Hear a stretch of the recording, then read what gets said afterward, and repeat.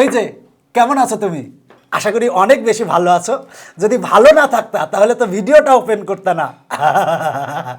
মজা নিলাম তোমার সাথে। আসো, আমি আজকে তোমাদের অনেক কিছু করাবো, অনেক প্র্যাকটিস করাবো। আজকে আমি তোমাদের সমান্তর ধারা নিয়ে বিস্তারিত আলোচনা করব। তবে আমি তোমাকে 100% বলতে পারি, তুমি যদি ভিডিওটা সম্পূর্ণ দেখো তাহলে সমান্তর ধারা নিয়ে তোমাদের আর কোনো সমস্যা থাকবে না। এবং সমান্তর ধারার যত অঙ্ক আছে এবং যত সূত্র আছে সব কিছু আলোচনা করব। প্রথমে তোমাদের ধারা নিয়ে বিস্তারিত আলোচনা করব এবং ধারার যারা আবিষ্কারক তাদের নিয়েও একটু আমরা আলোচনা করব। এরপরে ধারার যে সমান্তর ধারার যে বিভিন্ন সূত্র আছে এই সূত্রগুলো নিয়ে আলোচনা করব। এরপরে তোমাদের পাঠ্য বইয়ের যত অঙ্ক আছে প্রতিটা অঙ্ক আমি তোমাদের সামনে 4টা টাইপে ভাগ করছি। এই 4টা টাইপে ভাগ করে আমি তোমাদের প্রত্যেকটা অঙ্কই তোমাদের সামনে পুঙ্খানুপুঙ্খভাবে বিশ্লেষণ করে দিব। তো আশা করি তুমি যদি এই ভিডিওটার প্রথম থেকে শেষ পর্যন্ত দেখো তাহলে তোমার এই সমান্তর ধারা নিয়ে যে সমস্যা বা সমান্তর ধারার যে অঙ্ক প্রতিটা অঙ্কই তুমি পারবে ইনশাল্লাহ। আমারও যদি মন খারাপ থাকে আমি অনেক জোরে জোরে হাসি বা অনেক সময় গান গাই, যদিও গান সবাই কম বেশি গান জানে, সবাই কিন্তু একা একা রুমের মধ্যে অথবা বাথরুমে যেয়ে অনেকেই গান গায়। আমিও যেমন মনে করো গান গাই হচ্ছে লালা লালা বলে। তো দেখো যে ব্যাপারটা, একটা গান আমি বলি তোমাদের, লা লা লা লা লা লা লা লা লা লা লা লা লা লা লা লা লা লা লা। বলো তো কি গান? যাই হোক, অনেক সময় আমার যদি মন খারাপ থাকে সেক্ষেত্রে আমি এইভাবে গান গাই। তুমি যদি মনে করো তোমার গান গেয়ে মন ভালো হবে তাহলে মনটা ভালো করে নাও, বা হাসি দিয়ে যদি মন ভালো হয় তাহলে মন ভালো করে নাও। যেভাবে হোক মনটা ভালো করো, এরপরে আমার ক্লাসে আসো। তো আমরা এখন ক্লাসে চলে যাব। পৃথিবীতে তুমি এমন কোনো কিছু করে যাও যাতে তোমার মৃত্যুর পরেও পৃথিবী তোমাকে মনে রাখে। যতদিন পৃথিবী থাকবে ততদিন তোমার নাম যাতে উচ্চারিত হয়, তাই চেষ্টা করবা পৃথিবীতে এমন কোনো কিছু করার। অনেকেই আছে অনেক বছর বাঁচে, দেখা যায় 70 বছর, 80 বছর, 90 বছর, 100 বছর বা 200 বছর বাঁচে, কিন্তু তার মৃত্যুর পর অনেকেই তার নাম উচ্চারণ করে না, মরে গেছে, বা অনেকেই তার নাম আমরা জানি না। বাট তুমি এমন কিছু পৃথিবীতে করে যাও যাতে সারা জীবন তোমার নাম মানুষের মুখে উচ্চারিত হয়, মানে পৃথিবী যতদিন আছে ততদিন যাতে তোমার নাম উচ্চারিত হয়। তেমনই তোমরা সবাই চিনো, সেটা হচ্ছে যে ক্ষুদিরাম বসু, ভারতীয় ক্ষুদিরাম বসু কিন্তু যখন মারা যায় তার বয়স ছিল 18 বছর 7 মাস 11 দিন। মাত্র 18 বছর বয়সে ক্ষুদিরাম মারা গেছে, কিন্তু ক্ষুদিরামের নাম কিন্তু স্বর্ণাক্ষরে লেখা আছে এবং সারা বিশ্ব কিন্তু ক্ষুদিরাম বসুকে চিনে। যদিও ক্ষুদিরাম বসু সম্পর্কে তোমরা খুবই ভালো জানো, অনেকেই ভালো জানো। আবার আরেকজন ভারতীয় বিজ্ঞানী যার নাম না বললে নয়, সেটা হচ্ছে যে শ্রীনিবাস রামানুজন। সে হচ্ছে তার গণিতে অনেক অবদান, যদিও তার দেশ হচ্ছে আমাদের পার্শ্ববর্তী দেশ ভারতেই। এই শ্রীনিবাস রামানুজন কিন্তু মারা যায় মাত্র 32 বছর বয়সে। 32 বছর বয়সে সে মারা যায় এবং তার জন্ম হচ্ছে 1887 সালে, এবং 10 বছর বয়সেই তার গণিতের প্রতি যে ভালো লাগা, ভালোবাসা, এটা কিন্তু অনেক বেশি ছিল। যক্ষা তার রোগ হয়েছিল, যক্ষার কারণে সে মারা যায় এবং মাত্র 32 বছর বয়সে মারা যাওয়ার পরেও সে তার যে গণিতের প্রতি অসীম ভালোবাসা এবং গণিতে তার যে অবদান তুমি কল্পনাও করতে পারবে না। তুমি বলবা যে এদের নাম বলার কারণ কি? শ্রীনিবাস রামানুজন গণিতের এই ধারা সম্পর্কে তার অনেক অবদান। তিনি অসীম ধারার বিস্তারিত ব্যাখ্যা করে আমাদের সামনে একেবারে চিরস্মরণীয় হয়ে রয়েছেন। এবং রামানুজন, দেখো যে ব্যাপারটা সেটা হলো যে যখন কলেজে পড়ে তার গণিতে এত বেশি ভালোবাসা ছিল, সে গণিত পরীক্ষায় সবসময় অনেক বেশি পেত, কিন্তু ইংরেজি পরীক্ষায় খারাপ করেছিল, মানে ফেল করেছিল। তো দেখো যে ব্যাপারটা সেটা হলো যে গণিত নিয়ে বিজ্ঞানী শ্রীনিবাস রামানুজনের মানে আবিষ্কার অনেক বেশি এবং গণিতে অনেক তার অবদান, যার অবদান বলে আমি শেষ করতে পারবো না। তো তার অবদান কিন্তু এই ধারা যে আমরা আজকে পড়বো, এই ধারা নিয়েও কিন্তু তার অবদান অনেক বেশি। এছাড়াও বিজ্ঞানী আর্কিমিডিসেরও অসীম ধারার সমষ্টি নির্ণয় করেন। তার মানে বিজ্ঞানী আর্কিমিডিসেরও ধারা বিষয়ে অনেক অবদান। আসলে অনেকের অবদান আছে, তবে আমাদের ভারতীয় বিজ্ঞানী শ্রীনিবাস রামানুজনের অবদান অনেক বেশি। তো আমি আসলে এগুলা বলার একটাই কারণ, সেটা হলো যে যাতে তোমরা আসলে ধারা ধারা সম্পর্কে, কার ধারার আবিষ্কারককে বা ধারা কে কে আবিষ্কার করছে, সেই জন্যই আমি তোমাদের বিস্তারিত একটু জানালাম। আসো এবার ধারা কি আসলে। আমরা ধারার বলার আগে আমরা যে বিষয়টা জানবো সেটা হলো ক্রম। দেখো আমরা জীবনের অনেক ক্ষেত্রেই ক্রম ব্যবহার করি। মনে করো যে তোমাদের ক্লাসে তোমাদের বসতে বলছে, তোমাদের মনে করো 50 জন তোমাদের ক্লাসে আসো, এখন যদি বসানো হয়, বসলে দেখা যাচ্ছে যদি সবচেয়ে বড় জন যদি বসে তাহলে কি পিছনের জন কি দেখতে পারবে না। তোমাদের শিক্ষকরা বলল যে সবচেয়ে ছোট যে হাইটে যে সবচেয়ে ছোট সে আগে বসবা, তারপরে এইভাবে বসবা, এটা হচ্ছে ক্রম।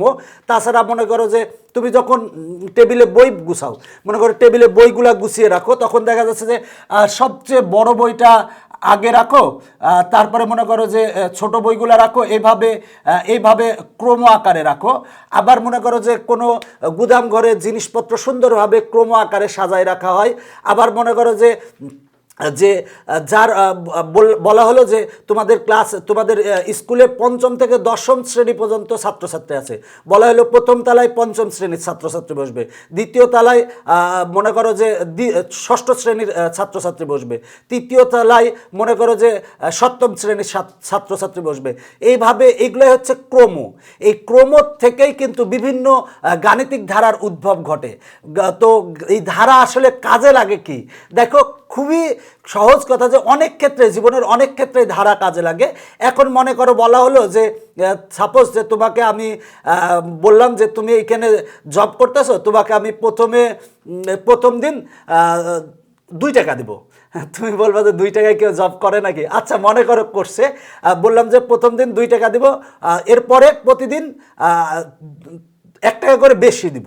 তাহলে তার মানে সে 10 দিন পরে কত টাকা পাবে? দেখো প্রথমে সে পেল হচ্ছে 2 টাকা, পরের দিন তাহলে প্রতিদিন কিন্তু 1 টাকা করে সে বেশি পাবে বলছি, পরের দিন পাবে হচ্ছে 3 টাকা, তারপরের দিন পাবে হচ্ছে 4 টাকা, তারপরের দিন পাবে হচ্ছে 5 টাকা, তারপরের দিন পাবে হচ্ছে 6 টাকা, তারপরের দিন 7 টাকা, তারপরের দিন 8 টাকা, তারপরের দিন 9 টাকা, তারপরের দিন 10 টাকা, তারপরের দিন 11 টাকা।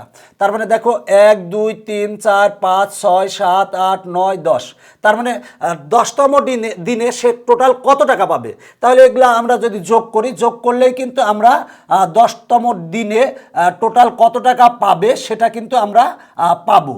তো এটা কিন্তু আমরা এইভাবে বের করলাম, কিন্তু এবার যোগ করলেই 10তম দিনে টোটাল সে কত টাকা পাওয়া যাবে। এখন মনে করো যে বলা হলো যে এখন 100তম দিনে সে কত টাকা পাবে, সেক্ষেত্রে তো যোগ করে বের করা অনেক কষ্টকর। তখন কিন্তু আমরা খুব সহজেই ধারার মাধ্যমে নির্ণয় করতে পারি। আরও বাস্তব একটা উদাহরণ দেখো, মনে করো যে আমাকে তোমার বাসায় একটা জব দিয়েছো, তো আমি শর্ত দিয়েছি তুমি প্রথম দিন আমাকে দিবা হচ্ছে 1 পয়সা, দ্বিতীয় দিন দিবা হচ্ছে 2 পয়সা, তৃতীয় দিন দিবা হচ্ছে 4 পয়সা। মানে প্রথম দিন যা দিবা দ্বিতীয় দিন ডাবল দিবা, মানে 2 পয়সা দিবা, দ্বিতীয় দিনে ডাবল দিবা মানে 4 পয়সা। এরপরে মনে করো যে চতুর্থ দিন যে এইটার ডাবল দিবা, মানে তৃতীয় দিনের ডাবল দিবা, মানে 8 পয়সা দিবা। এরপরে মনে করো যে পঞ্চম দিন যে তুমি এইটার ডাবল দিবা, মানে 8 পয়সার ডাবল হচ্ছে 16 পয়সা দিবা। ষষ্ঠ দিন যে 5ম দিনে ডাবল দিবা, মানে 32 পয়সা দিবা। এখন এরকম বললাম যে আমি তোমাকে শর্ত দিলাম, তাহলে তুমি 1 মাস পরে আমাকে কত টাকা দিবা? আচ্ছা আমাকে কি জবে রাখবা? দেখো আমি কিন্তু শর্ত দিয়েছি কি, প্রথম দিন 1 পয়সা দিবা, দ্বিতীয় দিন 2 পয়সা দিবা, আর তৃতীয় দিন 4 পয়সা দিবা, মানে দ্বিতীয় দিনের ডাবল দিবা, চতুর্থ দিন 8 পয়সা দিবা, মানে তৃতীয় দিনের ডাবল দিবা। এইভাবে আমাকে 1 মাস শেষে কত টাকা বেতন দিতে হবে জানো? বেতনের কথা শুনলে তুমি আমাকে আর জব দিবা না আমি জানি, যদিও দেখো যে ওটা টোটাল যোগ করো এইভাবে 30 দিনের, যদি মনে করো 30 দিনের এইভাবে যোগ করো, এইভাবে 30 দিনের যোগ করা অনেক টাফ বা অনেক কষ্টকর, বাট সূত্রের মাধ্যমে আমরা খুব সহজেই যোগ করতে পারি। তোমার যদি 1 মাস হয়, 1 মাস শেষে আমাকে তোমার টাকা দিতে হবে হচ্ছে, যদি টাকার অঙ্কটা শোনো তাহলে আমাকে আর কিন্তু জব দিবা না আমি জানি। তো জব দেয়া লাগবে হচ্ছে টোটাল, যদি মনে করো 30 দিনের আমরা বের করি, সেক্ষেত্রে আসবে হচ্ছে 1,37,418.23 আসবে, এত টাকা আসবে। মানে 1,37,418.23 টাকা আমাকে দিতে হবে। তো দেখো এইটা কিন্তু আমরা খুব সহজেই গুণোত্তর ধারার সাহায্যে বের করতে পারি, কিন্তু তুমি যদি আলাদা আলাদাভাবে যোগ করে লিখলে অনেক বড় হবে। কিন্তু তুমি গুণোত্তর ধারার সূত্র ব্যবহার করে, মানে ধারার সূত্র ব্যবহার করে খুব সহজেই এইটা বের করতে পারবে। তারপরে আমরা ছোটোকালে যখন ছিলাম, বা তুমিও যখন ছোট ছিলে, অনেক ক্ষেত্রেই বলছিলাম, অনেকেই একটা ধাঁধা ধরতো যে প্রথম দিন তোমাকে একটা কাঠি দিব, দ্বিতীয় দিন প্রথম দিনের ডাবল দিব, 2টা কাঠি দিব, তৃতীয় দিন তোমাকে দিব হচ্ছে 4টা কাঠি দিব, মানে দ্বিতীয় দিনের ডাবল, তারপরে হচ্ছে চতুর্থ দিন 8টা কাঠি দিব। 1 মাস শেষে কয়টা কাঠি দিতে হবে জানো? এইটাই দিতে হবে, এই এত সংখ্যক কাঠি, এই দশমিক কিন্তু থাকবে না, তখন এত সংখ্যক কাঠি দিতে হবে। টাকা, এটা পয়সা ছিল বলে এটা টাকায় রূপান্তরিত করার জন্য দশমিক দিয়েছিলাম। তো দেখো এরকম ধাঁধা কিন্তু আমরা ছোটোকালে খেলেছি। সুতরাং দেখো যে ব্যাপারটা, ধারার গুরুত্ব অপরিসীম। জীবনের অনেক ক্ষেত্রেই ধারা ব্যবহার করা হয়, যেটা আমরা প্রায় ব্যবহার করি বাট বুঝি না। তাই মনে রাখবা যে জীবনের অনেক ক্ষেত্রে আমরা ধারা ব্যবহার করি, এবং ধারা ব্যবহার করে আমরা কিন্তু জীবনের অনেক কাজ খুব সহজেই করতে পারি। তাই মানব জীবনে ধারার গুরুত্ব অপরিসীম। যাই হোক, ধারা নিয়ে অনেক কথা বলেছি। এই টাইপের অঙ্ক কিন্তু আমি সূত্র ব্যবহার করে করাই দিব। আগে আমরা এই বিষয়গুলো জানি। দেখো, অনুক্রম কাকে বলে? তো অনুক্রমের ইংরেজি হচ্ছে সিকোয়েন্স বললে তোমরা ভালো বুঝবা। দেখো, মনে করো যে কতগুলো সংখ্যা আছে, মনে করো 2 আছে, 5 আছে, 1 আছে, 3 আছে, 4 আছে, 6 আছে। দেখো, এইটা আমি কতগুলো সংখ্যা লিখছি। এখন সংখ্যাগুলোকে আমি যদি সাজাই লিখি, তাহলে দেখো প্রথমে লিখবো হচ্ছে 1, এরপরে 2, এরপরে 3, এরপরে মনে করো 4, এরপরে হচ্ছে 5, এরপরে হচ্ছে 6। দেখো, আমরা সাজাই লিখছি। দেখো, সাজাই লিখলে কত সুন্দর দেখাচ্ছে, এবং আমরা সহজে বলতে পারবো 1 থেকে 6 পর্যন্ত আছে। তো এইটা হচ্ছে অনুক্রম কাকে বলে? সেটা হলো কতগুলো রাশি একটি বিশেষ নিয়মে ক্রমান্বয়ে এমনভাবে সাজানো থাকে যে প্রত্যেক রাশি তার পূর্বের পদ এবং পরের পদের সাথে কিভাবে সম্পর্কিত তা জানা যায়। এভাবে সাজানো রাশিগুলোর সেটকেই অনুক্রম বলে। মনে করো 3, আমরা যদি 3-র ক্ষেত্রে আমরা দেখি যে 3 থেকে 1 কম হচ্ছে আগের পদটা, এবং 1 বেশি হচ্ছে পরের পদটা। মানে 2 থেকে 1 বেড়ে 3 হয়েছে, আবার 3 থেকে 1 বেড়ে 4 হয়েছে। তার মানে দেখো যে ব্যাপারটাতে সেটা হলো, যদি আমরা 2 এর সাথে 1 যোগ করি তাহলে হবে 3, 1 যোগ করলে 3 হবে, আবার 3-র সাথে যদি আমরা 1 যোগ করি, যোগ করলে হবে হচ্ছে 4। তার মানে দেখো, অনুক্রমের সংজ্ঞাটা হচ্ছে কতগুলো রাশি একটি বিশেষ নিয়মে ক্রমান্বয়টা ভালো করে মনে রাখবা, ক্রমান্বয়ে এমনভাবে সাজানো হয় যে প্রত্যেক রাশি, যদি এই রাশি ধরি, প্রত্যেক রাশি এর পূর্বের পদ এবং এর পরের পদের সাথে কিভাবে সম্পর্কিত তা জানা যায়। এভাবে সাজানো রাশিগুলোর সেটকে অনুক্রম বলে। তার মানে এটা হচ্ছে অনুক্রম। এখন যদি আমরা 5 নিই, তার মানে 5-এর দেখো যে ব্যাপারটা, আমরা 4 থেকে 1 যোগ করলে 5 হয়, আবার 5 থেকে 1 যোগ করলে 6 হয়। তার মানে দেখো যে ব্যাপারটা, যে সংজ্ঞাটা এরকম ছিল যে কতগুলো রাশি একটা বিশেষ নিয়মে ক্রমান্বয়ে এমনভাবে সাজানো হয় যে প্রত্যেক রাশি এর তার পূর্বের পদ এবং পরের পদের সাথে কিভাবে সম্পর্কিত তা জানা যায়। এভাবে সাজানো রাশিগুলোর সেটকে অনুক্রম বা সিকোয়েন্স বলে। এখন মনে করো যে আমরা 2, 4, 6, 8, 10 ... দিলাম। তার মানে এটা হচ্ছে, দেখো যে ব্যাপারটা, এটা একটা অনুক্রমের ক্ষেত্রে অবশ্যই কমা দেওয়া হয়। মনে রাখবা, অনুক্রমের ক্ষেত্রে কমা দেওয়া হয়। আবার 1, 3, 5, তারপরে 7, এভাবে চলতে আছে। এটাও একটা অনুক্রম।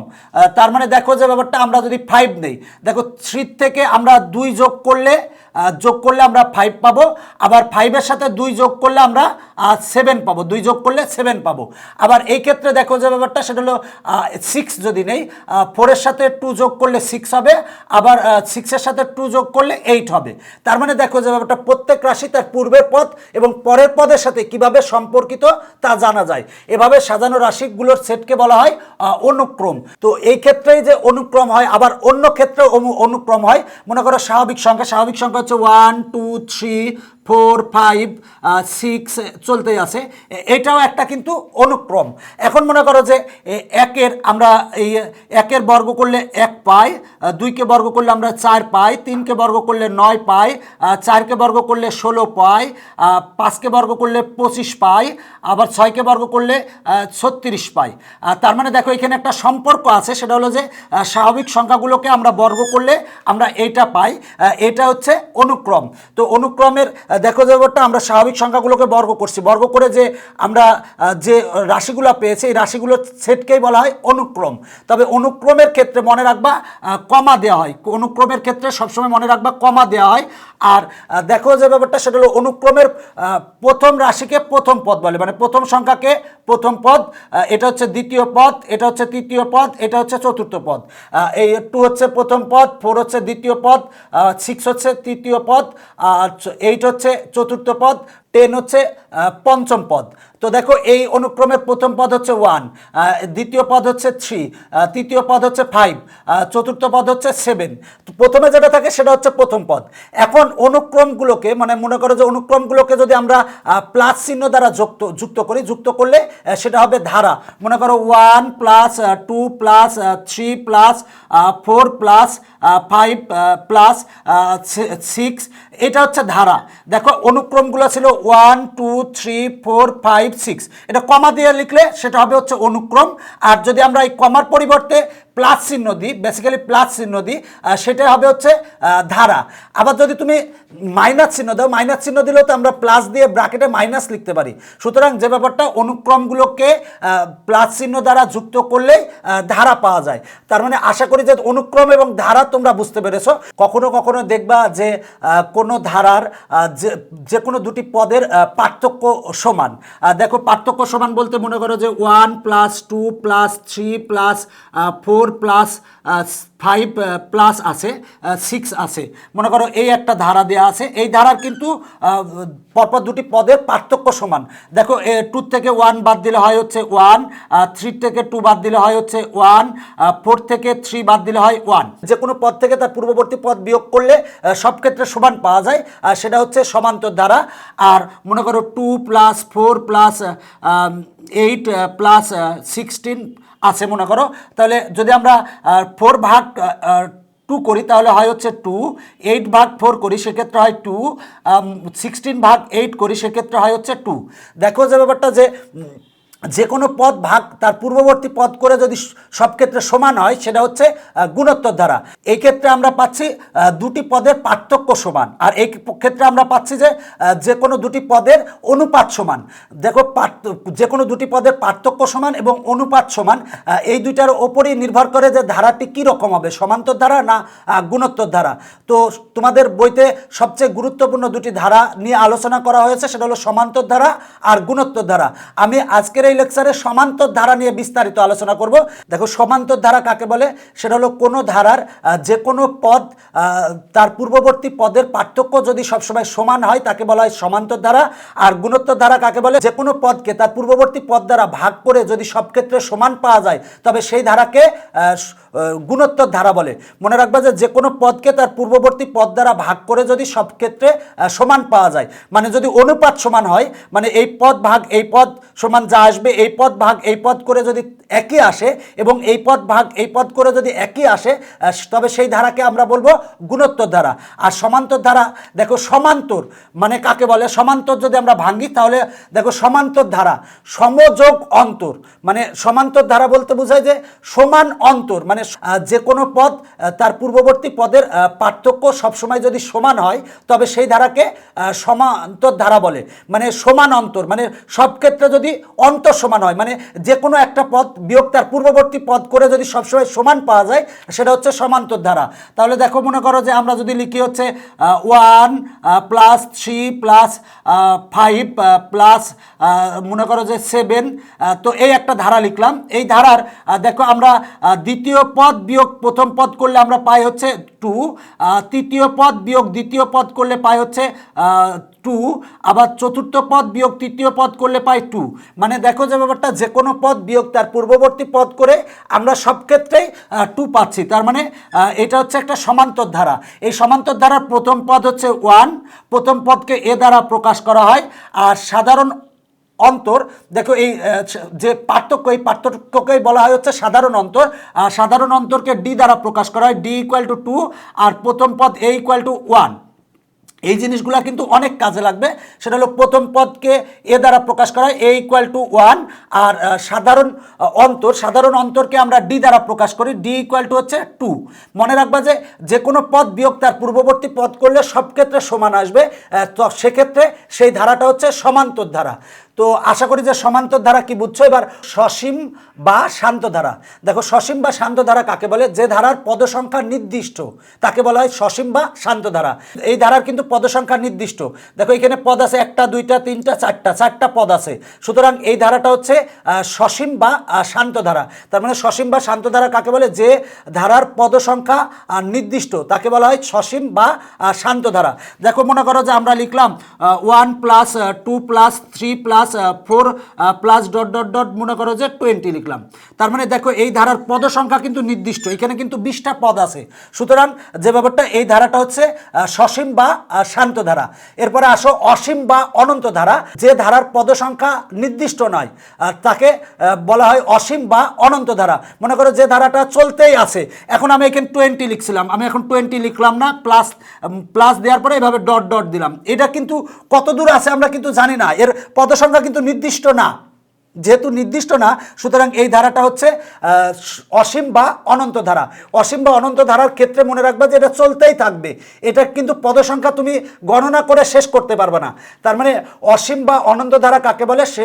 যে ধারার পদ সংখ্যা নির্দিষ্ট নয় বা গণনা করে নির্ধারণ করা যায় না, সেটা হলো অসীম বা অনন্ত ধারা। আর সসীম ধারা বা শান্ত ধারা কাকে বলে? যে ধারার পদ সংখ্যা নির্দিষ্ট বা গণনা করে নির্ধারণ করা যায়, সেটা হচ্ছে সসীম বা শান্ত ধারা। কোনো সমান্তর ধারার প্রথম পদ এ এবং সাধারণ অন্তর যদি ডি হয়, তাহলে দেখো যে ব্যাপারটা, প্রথম পদ হবে এ, দ্বিতীয় পদ তাহলে কত হবে? এ প্লাস ডি হবে। কিন্তু কেন? দেখো আমরা যদি এই দ্বিতীয় পদ থেকে প্রথম পদ বিয়োগ করি, এটা হলো প্রথম পদ, এটা হচ্ছে দ্বিতীয় পদ। দেখো দ্বিতীয় পদ থেকে প্রথম পদ যদি বিয়োগ করি, মানে এ প্লাস ডি বিয়োগ, মানে দ্বিতীয় পদ বিয়োগ প্রথম পদ যদি করি, তাহলে এ আর এ কাটা যায়, থাকে হচ্ছে ডি, মানে সাধারণ অন্তর ডি পাই। আর তার মানে তৃতীয় পদ কত হবে? দেখো তৃতীয় পদ সমান হবে হচ্ছে এ প্লাস টু ডি। কেন এ প্লাস টু ডি হবে? তৃতীয় পদ বিয়োগ যদি আমরা দ্বিতীয় পদ করি, তার মানে দেখো তৃতীয় পদ ছিল এ প্লাস টু ডি। এবার যদি আমরা দ্বিতীয় পদ বিয়োগ করি, বিয়োগ করলে চিহ্ন চেঞ্জ হয়ে যাবে, তার মানে মাইনাস এ হবে, মাইনাস ডি হবে। তার মানে এ আর এ কাটা, two D minus D equal to হবে হচ্ছে ডি। দেখো আমরা সাধারণ অন্তর ডি পেলাম। এবার চতুর্থ পদ কত হবে? দেখো চতুর্থ পদ হবে হচ্ছে এ প্লাস থ্রি ডি হবে। এ প্লাস থ্রি ডি কেন হবে? এবার যদি চতুর্থ পদ থেকে তৃতীয় পদ বিয়োগ করি, বিয়োগ করলে কিন্তু আমরা ডি পাবো। তার মানে আমরা সমান্তর ধারার সংজ্ঞা অনুসারে আমরা এক্ষেত্রে ধারা লিখতে পারি হচ্ছে এ প্লাস ডি। দেখো প্রথম পদ, দ্বিতীয় পদ, এরপর তৃতীয় পদ লিখবো এ প্লাস টু ডি, এটা হচ্ছে তৃতীয় পদ। চতুর্থ পদ হবে হচ্ছে a plus three D plus, এভাবে চলতেই থাকবে। এটা হচ্ছে প্রথম পদ, এটা দ্বিতীয় পদ, এটা তৃতীয় পদ, এটা হচ্ছে চতুর্থ পদ। তো দেখো আমরা সমান্তর ধারার ক্ষেত্রে সূত্র জানি এনতম পদের সূত্র হচ্ছে a plus N minus one into D. এই সূত্রটা কিন্তু অনেক কাজে লাগবে। সেটা হলো এনতম পদের সূত্র হচ্ছে a plus N minus one into d. দেখো এ হচ্ছে প্রথম পদ, আর ডি হচ্ছে সাধারণ অন্তর, আর এন হচ্ছে পদ সংখ্যা। মনে করো যে একটা সমান্তর ধারা দেওয়া আছে 1 plus 2 plus 3 plus 4 plus dot dot dot দেওয়া আছে, বলা আছে এনতম পদ কত। তাহলে আমরা এনতম পদের সূত্র জানি হচ্ছে a plus N minus one into d. তাহলে দেখো এ মানে প্রথম পদ কত? প্রথম পদ হচ্ছে 1 plus N minus one into D মানে হচ্ছে সাধারণ অন্তর। তার মানে দ্বিতীয় পদ বিয়োগ প্রথম পদ করলে 1 পাই, তৃতীয় পদ বিয়োগ দ্বিতীয় পদ করলে 1 পাই, মানে ডি এর মান হচ্ছে 1। তাহলে আমরা পাই হচ্ছে one plus N minus one, one আর ওয়ান কাটা ইকুয়াল টু এন। তার মানে দেখো আমরা এই ধারাটির এনতম পদ পাচ্ছি হচ্ছে এন। দেখো এনতম পদ পেলাম হচ্ছে এন। এখন যদি বলা হতো যে 2 plus 4 plus 6 plus 8 plus dot dot dot দেওয়া আছে, বলা আছে এই ধারাটির এনতম পদ কত, তাহলে এনতম পদের সূত্র হচ্ছে a plus N minus one into d. তাহলে প্রথম পদ কত, প্রথম পদ হচ্ছে 2, প্রথম পদ হচ্ছে 2 plus N minus one into D. D মানে হচ্ছে দেখো দ্বিতীয় পদ বিয়োগ প্রথম পদ করলে 2 পাই, আবার তৃতীয় পদ বিয়োগ দ্বিতীয় পদ করলে 2 পাই। তার মানে ডি মানে হচ্ছে সাধারণ অন্তর, সাধারণ অন্তর হচ্ছে 2 সমান আমরা পাবো 2 প্লাস 2n মাইনাস 2, 2 আর 2 কাটা আমরা পাবো হচ্ছে 2n। তার মানে দেখো এই ধারাটির এনতম পদ হচ্ছে 2n। দেখো আমরা আরেকটা ধারা লিখি, মনে করো যে 1 plus 2 plus 3 plus dot dot dot বলা হলো প্লাস 10, বললো যে 10তম পদের পদ কত, মানে এটা এই ধারাটির 10তম পদ কত। তাহলে দেখো আমরা এনতম পদের সূত্র জানি a plus N minus one into d. তাহলে দেখো এ মানে হচ্ছে প্রথম পদ, প্রথম পদ এ ইকুয়াল টু হচ্ছে 1, ডি মানে হচ্ছে সাধারণ অন্তর, আর সাধারণ অন্তর ডি ইকুয়াল টু হবে 2 মাইনাস 1 সমান হবে হচ্ছে 2 মাইনাস 1 সমান হয় হচ্ছে 1, আবার 3 মাইনাস 2 করলে হয় 1। আর এন, এন মানে পদ সংখ্যা, বলা আছে হচ্ছে 10, বলা আছে 10তম পদ কত, তাহলে 10 এনের মান হবে হচ্ছে 10। এবার আমরা এখানে মানটা বসাই দিব, বসাই দিলে আমরা পাই হচ্ছে এর মান 1 প্লাস 10 মাইনাস 1 ইন্টু ডি এর মান, ডি এর মান হচ্ছে 1। বসিয়ে ক্যালকুলেশন করলে যা পাবো সেটাই হবে হচ্ছে 10তম পদ। দেখো আমার ক্যালকুলেশন করলে কিন্তু 10 আসবে, তার মানে 10তম পদ দেখো এলো হচ্ছে 10ই এসেছে। দেখো সমান্তর ধারার এনতম পদের সূত্র হচ্ছে a plus N minus one into d, আর প্রথম সমান্তর ধারার প্রথম এন সংখ্যক পদের সমষ্টি S N equal to N by 2 into a plus p. দেখো যে ব্যাপারটা, সমান্তর ধারা প্রথম এন সংখ্যক পদের সমষ্টিকে আমরা এস এন ধরি, তার মানে এস এন ইকুয়াল টু সূত্র হচ্ছে এন বাই 2, এরপরে হচ্ছে এ প্লাস পি। দেখো এ হচ্ছে প্রথম পদ, পি হচ্ছে শেষ পদ, আর এন হচ্ছে পদসংখ্যা। প্রথম পদ, শেষ পদ এবং পদসংখ্যা দেওয়া থাকলে আমরা খুব সহজেই এই সূত্রের সাহায্যে আমরা সমান্তর ধারার এন সংখ্যক পদের সমষ্টি নির্ণয় করতে পারি। তো আমরা এই সূত্রগুলোর প্রয়োগ একটু পরেই দেখব। এরপরে দেখো যে ব্যাপারটা, সেটা হলো যে সমান্তর ধারার প্রথম এন সংখ্যক পদের সমষ্টি এস এন ইকুয়াল টু আমরা জানি N by 2a plus N minus one into D. এই সূত্রটা আমরা সবচেয়ে বেশি ব্যবহার করি। দেখো এন হচ্ছে পদ সংখ্যা, এন হচ্ছে পদ সংখ্যা, এ হচ্ছে প্রথম পদ, আর হচ্ছে ডি হচ্ছে সাধারণ অন্তর, আর এন হচ্ছে তো পদ সংখ্যা আমরা জানি।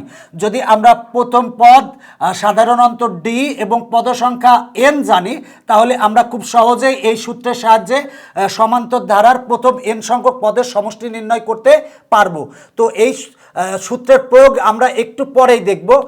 এরপরে দেখো প্রথম এন সংখ্যক স্বাভাবিক সংখ্যার সমষ্টি। দেখো প্রথম এন সংখ্যক স্বাভাবিক সংখ্যার সমষ্টি নির্ণয়ের সূত্র হচ্ছে S N equal to N into n plus one ভাগ 2। এই সূত্রের সাহায্যে আমরা খুব সহজেই সমান্তর ধারার প্রথম এন সংখ্যক স্বাভাবিক সংখ্যার সমষ্টি নির্ণয় করতে পারি। প্রথম এন সংখ্যক স্বাভাবিক জোড় সংখ্যার সমষ্টি এস এন ইকুয়াল টু সূত্র হচ্ছে n into n plus one, আর প্রথম এন সংখ্যক স্বাভাবিক বিজোড় সংখ্যার সমষ্টি এস এন ইকুয়াল টু সূত্র হচ্ছে এন স্কোয়ার। তো আমরা এখন সূত্রগুলোর প্রয়োগ দেখব। দেখো আমি প্রথমে বলেছি আমি 4 টাইপের অঙ্ক করাবো। যদি 4 টাইপের অঙ্ক বুঝো তাহলে দেখবা যে এই চ্যাপ্টারের 90% অঙ্ক তুমি তোমার করা হয়ে গেল, মানে 90% অঙ্ক তুমি পারবে। তো দেখো আমরা প্রথম টাইপে এই 4টা অঙ্ক করাবো। দেখো বলা আছে 2 minus 5 minus 12 minus 19 minus dot dot dot ধারাটির সাধারণ অন্তর ও 12তম পদ নির্ণয় করো। দেখো প্রথমে আমাকে বের করতে হবে ধারাটির সাধারণ অন্তর এবং 12তম পদ নির্ণয় করতে হবে। তো দেখো আমার ধারাটি দেওয়া আছে হচ্ছে 2 minus 5 minus 12 minus 19 minus dot dot dot দেওয়া আছে, এখানে কিন্তু মাইনাস আছে। তার মানে দেখো ধারাটির প্রথম পদকে আমরা এ দ্বারা প্রকাশ করি, এ ইকুয়াল টু 2, সাধারণ অন্তর ডি ইকুয়াল টু দ্বিতীয় পদ বিয়োগ প্রথম পদ। দ্বিতীয় পদ হচ্ছে -5 আর প্রথম পদ হচ্ছে 2, তার মানে -2 ইকুয়াল টু হয় -7। আবার যদি তুমি তৃতীয় পদ বিয়োগ দ্বিতীয় পদ করো তাহলে আমরা পাই -12 মাইনাস মাইনাস, দেখো তৃতীয় পদ হচ্ছে -12 আর দ্বিতীয় পদ হচ্ছে -5, তার মানে মাইনাসে মাইনাসে +5 হবে, ইকুয়াল টু হয় হচ্ছে -7। আবার যদি তুমি চতুর্থ পদ বিয়োগ তৃতীয় পদ করো সেক্ষেত্রেও -7 পাবে। তার মানে দেখো যে ব্যাপারটা ধারাটির সাধারণ অন্তর আমরা অতএব ডি ইকুয়াল টু পাচ্ছি হচ্ছে -7। এইটাই হচ্ছে আমার অ্যান্সার। এরপরে বলা আছে 12তম পদ বের করো। দেখো ধারাটা হচ্ছে সমান্তর ধারা। কেন সমান্তর ধারা? যে কোনো পদ বিয়োগ তার পূর্ববর্তী পদ করলে আমরা সব ক্ষেত্রে সমান পাচ্ছি, সুতরাং এই ধারাটা হচ্ছে সমান্তর ধারার ক্ষেত্রে আমরা n তম পদের সূত্র জানি। n তম পদ equal to a plus n-1 into D, আমরা এই সূত্রটা জানি। তাহলে বের করতে বলা আছে 12তম পদ, তাহলে লিখবো অতএব 12তম পদ। দেখো 12তম পদ আমরা n এর স্থলে 12 লিখবো, তার মানে a প্লাস 12 মাইনাস 1 আর ইন্টু ডি। এখন আমরা এ আর ডি এর মান বসাই দেবো, বসাই দিলে 12তম পদ পেয়ে যাব। দেখো এর মান, এ মানে হচ্ছে প্রথম পদ হচ্ছে 2 প্লাস 12 মাইনাস 1 সমান হয় হচ্ছে 11 ইন্টু ডি। দেখো ডি এর মান হচ্ছে -7, তার মানে ডি এর মান হচ্ছে -7। এবার ক্যালকুলেশন করলে যা হবে তাই হচ্ছে অ্যান্সার। দেখো বলা ছিল যে 12তম পদ কত, আমরা n-তম পদের সূত্র জানি a plus n-1 into d, তাহলে 12তম পদ n এর স্থলে আমরা 12 লিখেছি, লিখে a এবং ডি এর মান বসাই দিলেই আমরা 12তম পদ পাবো। এরপরে দেখো এইটা তিনটা অঙ্ক একই রকম, আমরা এই অঙ্কটা করাবো। বলা আছে 4 প্লাস, দেখো 4 প্লাস 7 প্লাস 10 প্লাস 13, ধারাটির কোন পদ 301? দেখো যে ব্যাপারটা বলা আছে ধারাটির কোন পদ 301। আচ্ছা, যদি বলা হয় তৃতীয় পদ কত, তাহলে তৃতীয় পদ হচ্ছে 10। বলা হলো চতুর্থ পদ কত, চতুর্থ পদ হচ্ছে 13। এখন দেখো যে ব্যাপারটা এখন বলা আছে কোন পদ, মানে কোন পদ হচ্ছে 301। এখন যদি বলা হয় যে 10 কততম পদ, দেখো 10 হচ্ছে কিন্তু তৃতীয় পদ। এখন যদি বলা হয় যে 7 কততম পদ, 7 হচ্ছে দ্বিতীয় পদ, প্রথম দ্বিতীয়। এখন বলা হলো 13 কততম পদ, 13 হচ্ছে চতুর্থ পদ। তো দেখো যে ব্যাপারটা আমরা তো এইটা সম্পূর্ণ ধারা লিখি নাই, সুতরাং আমাকে বলা আছে যে ধারাটির কোন পদ 301। তাহলে দেখো আমরা ধরে নিব যে ধারাটির n-তম পদ হচ্ছে 301, তাহলে লিখবো যে n-তম পদ ইকুয়াল টু 301। দেখো এই ধারাটা কিন্তু আমার সমান্তর ধারা। কেন? দেখো দ্বিতীয় পদ বিয়োগ যদি প্রথম পদ করলে আমরা 3 পাবো, আবার তৃতীয় পদ বিয়োগ দ্বিতীয় পদ করলে 3 পাবো, আবার চতুর্থ পদ বিয়োগ তৃতীয় পদ করলে 3 পাবো। তার মানে দেখো যে ব্যাপারটা এটা হচ্ছে সমান্তর ধারা। তো সমান্তর ধারার আমরা ধরে নিয়েছি যে মনে করি সমান্তর ধারার n-তম পদ হচ্ছে 301। এইখানে আমরা n-তম পদের সূত্র জানি হচ্ছে a plus n-1 into D equal two 301।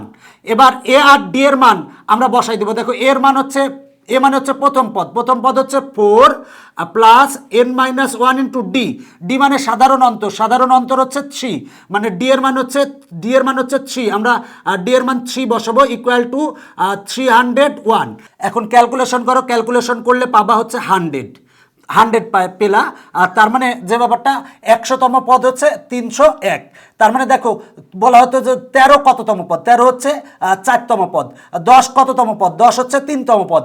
তার মানে বলা ছিল যে 301 কততম পদ, তাহলে এন এর মান পেয়েছে আমরা 100, তার মানে 100তম পদ হচ্ছে 301। এখন আমরা এই অঙ্কটা দেখব। বলা আছে 5 প্লাস 8 প্লাস 11 প্লাস 14 প্লাস ... ধারাটির কোন পদ 383। এখন দেখো যে ব্যাপারটা সেটা হলো যে এই ধারাটার প্রথম পদ এ সমান হচ্ছে 5।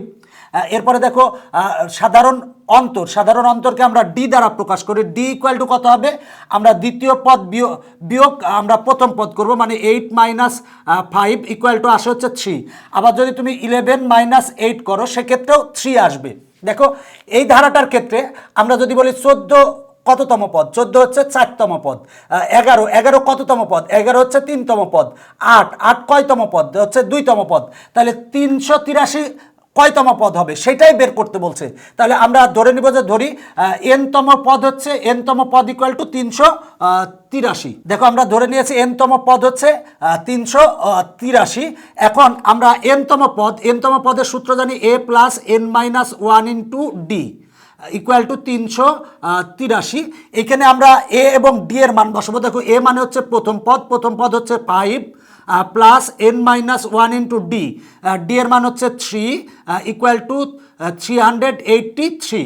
এখানে যদি তুমি ক্যালকুলেশন করো, ক্যালকুলেশন করলে এন এর মান পাবে হচ্ছে 127। তার মানে 127তম পদ হচ্ছে 383। তার মানে অ্যান্সার হচ্ছে 127 বলা ছিল যে ধারাটির কোন পদ 383। তাহলে আমরা ধরে নিয়েছি এনতম পদ হচ্ছে 383। এবার এনতম পদের আমরা সমান্তর ধারার ক্ষেত্রে এনতম পদের সূত্র জানি a plus n minus 1 into d. A এবং ডি এর মান বসিয়ে ক্যালকুলেশন করলে আমরা এন এর মান পাবো হচ্ছে 127। তার মানে 127তম পদ হচ্ছে 383। দেখো অঙ্কগুলো কত সহজ, তুমি যদি একটু বুঝতে পারো তাহলেই পারবে। এখন আমরা টাইপ 2 দেখব। এখানে যে অঙ্কগুলো আছে সবগুলোই প্রায় একই রকমের। দেখো বলা আছে 1 plus 3 plus 5 plus 7 plus dot dot dot ধারাটির এন পদের সমষ্টি বের করো। তো দেখো ধারাটির এন সংখ্যক পদের সমষ্টি বের করতে হবে। তো আমরা দেখব, দেখো এখানে প্রথম পদ কত? প্রথম পদকে আমরা এ দ্বারা প্রকাশ করি। প্রথম পদ এ ইকুয়াল টু 1, সাধারণ অন্তর ডি ইকুয়াল টু দ্বিতীয় পদ বিয়োগ প্রথম পদ, মানে 3 মাইনাস 1 ইকুয়াল টু 2 আসে। আবার 5 মাইনাস 3 করলেও 2 আসে, 7 মাইনাস 5 করলেও 2 আসে। তার মানে দেখো যে ব্যাপারটা, এই ধারাটা কিন্তু সমান্তর ধারা। দেখো এই সমান্তর ধারার বলা আছে এন পদের সমষ্টি বের করো, মানে প্রথম এন সংখ্যক পদের সমষ্টি বের করতে হবে। তো আমরা সমান্তর ধারার ক্ষেত্রে জানি প্রথম এন সংখ্যক পদের সমষ্টি। দেখো প্রথম এন সংখ্যক পদের সমষ্টির সূত্র হচ্ছে S N equal to N by two 2a plus N minus 1 into D. S N equal to আমরা সূত্র জানি হচ্ছে এন বাই টু আর 2a plus N minus 1 into D. আমরা এই সূত্রটা জানি। এখানে কিন্তু এন পদের সমষ্টি বের করতে বলছে, তার মানে আমার এন পদের সমষ্টি বের করব। তার মানে পাই হচ্ছে এন বাই টু আর 2 ইন্টু এ। দেখো এর মান, আমরা এর মান পেয়েছি 1 বসাবো plus N minus 1 into d. দেখো ডি এর মান আমরা 2 পেয়েছি, 2 বসাবো। বসিয়ে আমরা যদি এখন ক্যালকুলেশন করি, ক্যালকুলেশন করলে পাবো হচ্ছে এন স্কোয়ার। এইটা হচ্ছে আমার অ্যান্সার চলে এসেছে। বলা ছিল যে একটা ধারা দেওয়া আছে, ধারাটির এন পদের সমষ্টি বের করো। আমরা দেখো যে ব্যাপারটা, ধারাটি হচ্ছে সমান্তর ধারা। সমান্তর ধারার প্রথম পদকে আমরা এ দ্বারা প্রকাশ করি, এ ইকুয়াল টু 1, আর সাধারণ অন্তরকে ডি দ্বারা প্রকাশ করি, D equal two 3 minus 1 equal to 2। দেখো কেন এই ধারাটা সমান্তর ধারা? কারণ যে কোনো পদ বিয়োগ তার পূর্ববর্তী পদ করে আমরা সব ক্ষেত্রেই 2 পাচ্ছি। 3 মাইনাস 1 সমান হয় 2, 5 মাইনাস 3 সমান হয় 2, 7 মাইনাস 5 সমান হয় 2। সুতরাং এই ধারাটা হচ্ছে সমান্তর ধারা। আমরা জানি সমান্তর ধারার প্রথম এন সংখ্যক পদের সমষ্টি নির্ণয়ের সূত্র হচ্ছে N by two 2a plus N minus 1 into D. এখানে আমরা এ এবং ডি এর মান বসিয়ে ক্যালকুলেশন করলে এন স্কোয়ার পাবো। এইটাই হচ্ছে অ্যান্সার। এর পরেরটা দেখো 8 plus 16 plus 24 plus dot dot dot ধারাটির প্রথম 90 পদের সমষ্টি বের করো। এখন দেখো এই ধারাটা আমরা দেখব কি ধারা। দেখো এই ধারাটার ক্ষেত্রে আমরা দেখতেছি সেটা হলো দ্বিতীয় পদ বিয়োগ যদি আমরা প্রথম পদ করি তাহলে 8 আসে, আর 24 বিয়োগ 16 যদি করি সেক্ষেত্রেও 8 আসে। মানে যে কোনো পদ বিয়োগ তার পূর্ববর্তী পদ করে আমরা সব ক্ষেত্রে সমান পাচ্ছি, মানে 8 পাচ্ছি। সুতরাং এই ধারাটা সমান্তর ধারা। এই সমান্তর ধারার আমার 9টি পদের সমষ্টি বের করতে হবে, প্রথম 9টি পদের সমষ্টি। তো আমরা সমান্তর ধারার প্রথম পদ এ সমান হচ্ছে 8, আর সাধারণ অন্তরকে আমরা ডি দ্বারা প্রকাশ করি, D equal two 16 minus 8 equal to আসে হচ্ছে 8। দেখো প্রথম পদ এ সমান 8 পেয়েছি, আর সাধারণ অন্তর ডি সমানও 8 পেয়েছি। এখন আমাকে 9টি পদের সমষ্টি বের করতে হবে। তার মানে এন ইকুয়াল টু হচ্ছে 9, 9টি পদের সমষ্টি বের করতে হবে। আমরা জানি প্রথম এন সংখ্যক, সমান্তর ধারার প্রথম এন সংখ্যক পদের সমষ্টি S N equal to N by two 2a plus N minus 1 into D. আমরা এই সূত্রটা জানি। দেখো সমান্তর ধারার এন সংখ্যক, প্রথম এন সংখ্যক পদের সমষ্টি নির্ণয়ের সূত্র হচ্ছে এইটা। তাহলে বলা আছে প্রথম 9টি পদের সমষ্টি বের করো। তাহলে আমরা এন এর স্থলে আমরা 9 বসাবো। তার মানে এস 9 ইকুয়াল টু 9 বাই 2 আর ইন্টু 2a। দেখো এর মান পেয়েছি আমরা 8 বসাবো প্লাস এন এর মান আমরা 9 বসাবো মাইনাস 1 ইন্টু ডি। দেখো ডি এর মান আমরা 8 বসাবো। দেখো সেটা হলো যে এই একটা সমান্তর ধারা দেওয়া আছে। এর প্রথম পদ এ সমান হচ্ছে 8, আর সাধারণ অন্তর ডি সমান দ্বিতীয় পদ বিয়োগ প্রথম পদ করলে আমরা পাই 8, মানে সাধারণ অন্তর ডি সমান হচ্ছে 8। আর বলা আছে প্রথম 9টি পদের সমষ্টি বের করো, মানে এন ইকুয়াল টু হচ্ছে 9। এখন আমরা জানি সমান্তর ধারার প্রথম n সংখ্যক পদের সমষ্টি নির্ণয়ের সূত্র এইটা। তাহলে এখন এই সূত্রে আমার প্রথম 9টি পদের সমষ্টি বের করতে হবে। তার মানে এর স্থলে আমরা 9 বসাবো, এর স্থলে আমরা 8 বসাবো, ডি এর স্থলে আমরা 8 বসাবো। বসিয়ে যদি ক্যালকুলেশন করি, ক্যালকুলেশন করলে পাবো 360। এইটাই হচ্ছে আমার অ্যান্সার। তার মানে আমার অ্যান্সার চলে আসবে। তুমি ক্যালকুলেশন করো, করে দেখবা যে আসবে 360। এইটাই answer. 7 + 12 + 17 plus dot dot dot ধারাটির 30টি পদের সমষ্টি কত? দেখো যে এই ধারাটা দেওয়া আছে, এই ধারাটি আগে দেখব কি ধারা। দেখো এখানে যে ধারাটি দেওয়া আছে, এই ধারাটি হচ্ছে সমান্তর ধারা। কেন সমান্তর ধারা? দেখো 12 - 7 করলে আসে হচ্ছে 5, 17 - 12 করলে আসে 5, মানে যে কোনো পদ বিয়োগ তার পূর্ববর্তী পদ করে আমরা একই পাচ্ছি, মানে 5 পাচ্ছি। সুতরাং এই ধারাটি হচ্ছে সমান্তর ধারা। তো এই সমান্তর ধারার প্রথম পদ a = হচ্ছে 7, আর সাধারণ অন্তর d = দেখো 12 - 7 সমান আসে হচ্ছে 5। আর দেখো মানে কয়টা পদের সমষ্টি বের করতে বলছে? সমষ্টি বের করতে বলছে হচ্ছে 30টি পদের সমষ্টি, মানে n = 30। তাহলে দেখো আমরা এই সূত্রে যদি এই মানগুলা বসাই দিলেই আমরা 30টি পদের সমষ্টি পেয়ে যাব। এরপরে দেখো বলা আছে প্রথম 50টি স্বাভাবিক সংখ্যার যোগফল নির্ণয় করো। দেখো বলা আছে প্রথম 50টি স্বাভাবিক সংখ্যার যোগফল নির্ণয় করো। আমরা দেখো স্বাভাবিক সংখ্যা কোনগুলা? স্বাভাবিক সংখ্যা হচ্ছে 0 থেকে বড়, 0 থেকে বড় সকল অখণ্ড সংখ্যাকে স্বাভাবিক সংখ্যা বলে, বা 0 থেকে বড় সকল ধনাত্মক সংখ্যাকে বলা হয় স্বাভাবিক সংখ্যা। মানে 1 + 2 + 3 + 4 + 5 + ডট ডট ডট ডট বলা আছে লাস্ট পদ হচ্ছে 50। বলা আছে প্রথম 50টি পদের সমষ্টি বের করো। দেখো আমরা সূত্র জানি, যদিও আমরা যদি এই সূত্রের ক্ষেত্রে বের করি সেক্ষেত্রে পারবো, তবে আমরা বের করবো হচ্ছে, দেখো যে ব্যাপারটা সহজ। আর একটা সূত্র আছে, প্রথম n সংখ্যক স্বাভাবিক সংখ্যার সমষ্টি। দেখো প্রথম n সংখ্যক স্বাভাবিক সংখ্যার সমষ্টি নির্ণয়ের সূত্র হচ্ছে Sn = n × n + 1/2। আমরা এই সূত্রটা জানি। এখন বলা আছে প্রথম 50টি স্বাভাবিক সংখ্যার যোগফল। n এর স্থলে আমরা 50 বসাবো। সেটা হলো যে 50 × 50 + 1 ভাগ হচ্ছে 2 = আমরা যদি ক্যালকুলেশন করি, ক্যালকুলেশন করে যা পাবো সেটাই হবে হচ্ছে অ্যান্সার। তার মানে দেখো আমার প্রথম 50টি স্বাভাবিক সংখ্যার যোগফল চলে আসলো। এখন যদি বলা হয় যে প্রথম 100টি স্বাভাবিক সংখ্যার যোগফল নির্ণয় করো, তাহলে 100টি, তাহলে n এর স্থলে আমরা 100 বসাবো, বসিয়ে ক্যালকুলেশন করব, অ্যান্সার চলে আসবে। যদি বলা হয় প্রথম 1000টি স্বাভাবিক সংখ্যার যোগফল নির্ণয় করো, n এর স্থলে আমরা 1000 বসাবো, বসিয়ে ক্যালকুলেশন করলে অ্যান্সার চলে আসবে। এই সূত্রে আমি কেন বসাবো না?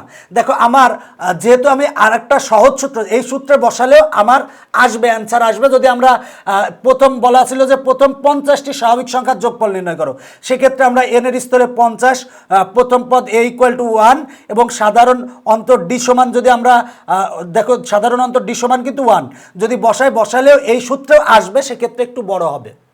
কারণ এখানে দেখো যে ব্যাপারটা, এখানে 50টি পদের সমষ্টি বের করতে বলা আছে। তো আমরা এই সূত্রে বসালে একটু বড় হবে, কিন্তু এই সূত্রে বসালে আমরা কিন্তু সহজেই বের করতে পারি, তাই আমরা এই সূত্রেই বসাবো। এরপরে দেখো যে ব্যাপারটা বলা আছে, এটা তো তোমরা পারবে। এরপরে বলা আছে 1 + 2 + 3 + 4 + ডট ডট ডট প্লাস 99 = কত? দেখো 1 2 3 4 ডট ডট ডট 90 এগুলো কিন্তু স্বাভাবিক সংখ্যা। তার মানে প্রথম n সংখ্যক স্বাভাবিক সংখ্যার, মানে প্রথম n সংখ্যক স্বাভাবিক সংখ্যারই সূত্র বসবে। এই ক্ষেত্রে যে ব্যাপারটা বসবে সেটা হলো যে আমার যে ব্যাপারটা প্রথম 99টি স্বাভাবিক সংখ্যার যোগফল নির্ণয় করতে হবে। এটা কিন্তু দেখো যে ব্যাপারটা 1 + 2 + 3 + 4 + ডট ডট ডট প্লাস 99, মানে এখানে পদ আছে হচ্ছে 99টি। তাহলে 99টি পদের আমার সমষ্টি বের করতে হবে। আমরা জানি n সংখ্যক পদের সমষ্টি নির্ণয়ের সূত্র হচ্ছে n × n + 1/2। যেহেতু প্রথম 99টি স্বাভাবিক সংখ্যার যোগফল নির্ণয় করতে হবে, তার মানে আমরা n এর স্থলে 99 বসাবো। তার মানে 99 + 1/2। এখন ক্যালকুলেশন করলে যা হবে তাই হবে হচ্ছে অ্যান্সার। দেখো এইটা যদি 1 + 2 + 3 + 4 + ডট ডট ডট প্লাস 99, এখানে যেগুলো আছে সেগুলো হচ্ছে, দেখো যে ব্যাপারটা স্বাভাবিক সংখ্যা। প্রথম 99টি স্বাভাবিক সংখ্যার যোগফল নির্ণয় করতে হবে। আমরা জানি প্রথম n সংখ্যক স্বাভাবিক সংখ্যার যোগফল নির্ণয়ের সূত্র হচ্ছে n ইন্টু n+1/2। তাহলে প্রথম 99টি স্বাভাবিক সংখ্যার যোগফল কত হবে? n এর স্থলে আমরা 99 বসাবো। 99 বসানোর পরে ক্যালকুলেশন করে যা হবে তাই হবে হচ্ছে অ্যান্সার। এখন দেখো এই দুইটা অঙ্ক যদি আমরা এই সূত্রে বসাই, প্রথম n সংখ্যক পদের সমষ্টি নির্ণয় মানে সমান্তর ধারার ক্ষেত্রে এই সূত্রে বসাই, এই সূত্রে বসালেও হবে কিন্তু একটু বড় হবে। তবে আমি বলবো যে এই সূত্রে বসালে তোমার সহজেই অঙ্কটা হয়ে যাবে। এখন আমরা এই অঙ্কগুলো দেখব। দেখো বলা আছে 5 + 11 + 17 + 23 + ... 59 = কত? এরপরেরটা দেওয়া আছে 29 + 25 + 21 + ... -23 = কত? এখন দেখো যে ব্যাপারটা আগের এই অঙ্কটায় আমরা এই অঙ্কটার ক্ষেত্রে আমরা জানছিলাম যে হচ্ছে এখানে পদ আছে হচ্ছে 99 মানে 99টি, কিন্তু এইখানে আমার কয়টা পদ আছে আমি কিন্তু এটা জানি না। আমার কিন্তু আগে পদ কয়টা আছে সেটা বের করতে হবে, মানে n এর মান পদ সংখ্যা n বের করতে হবে, তারপরে কিন্তু আমরা এইটার সমষ্টি বের করতে পারবো বা এইটার সমষ্টি বের করতে পারবো। দেখো যে ব্যাপারটা তোমরা অনেকেই মনে করবা যে ধারাটা দেওয়া আছে এখানে 59, তার মানে এখানে পদ আছে 59টি। না, এখানে 59টি পদ কিসের? দেখো না, এখানে 5 থেকে শুরু হয়েছে 5, এরপরে দেখো দেওয়া আছে 11, এরপরে দেওয়া আছে হচ্ছে 17, এরপরে দেওয়া আছে 23, এরপরে প্লাস ... দেওয়া আছে 59। এখানে অনেকেই মনে করতে পারো এটা ভুল, মনে রাখবা। কিন্তু এইটার ক্ষেত্রে দেখো 1 + 2 + 3 + 4 + ... 99, এখানে কিন্তু 99টি স্বাভাবিক সংখ্যার যোগফল বের করতে বলেছিল। সুতরাং আমরা সহজেই জেনে গেছিলাম যে এর পদ সংখ্যা মানে পদ আছে হচ্ছে 99টি। কিন্তু এই অঙ্কের ক্ষেত্রে কয়টা পদ আছে আমি জানি না। আগে আমার পদ সংখ্যা বের করতে হবে, মানে n সমান বের করতে হবে, তারপরে কিন্তু আমরা সমষ্টি বের করব। তাহলে দেখো বলা আছে যে আমরা এই তিনটা অঙ্কের মধ্যে আমরা এই অঙ্কটা করাবো 29 + 25 + 21 + ... -23 = কত? তার মানে এইটা কততম পদ আমাকে সেটা বের করতে হবে, তারপরে কিন্তু আমরা এর যোগফল বের করব। তো আগে আমরা দেখো যে ব্যাপারটা এই ধারাটা দিয়ে দেওয়া আছে, এই ধারাটা হচ্ছে দেখো সমান্তর ধারা। কেন সমান্তর ধারা? আমরা 25 মাইনাস এইটা মাইনাস যদি এইটা করি মানে দ্বিতীয় পদ বিয়োগ প্রথম পদ করি, মানে 25 - 29 = আমরা পাবো হচ্ছে দেখো -4 পাবো।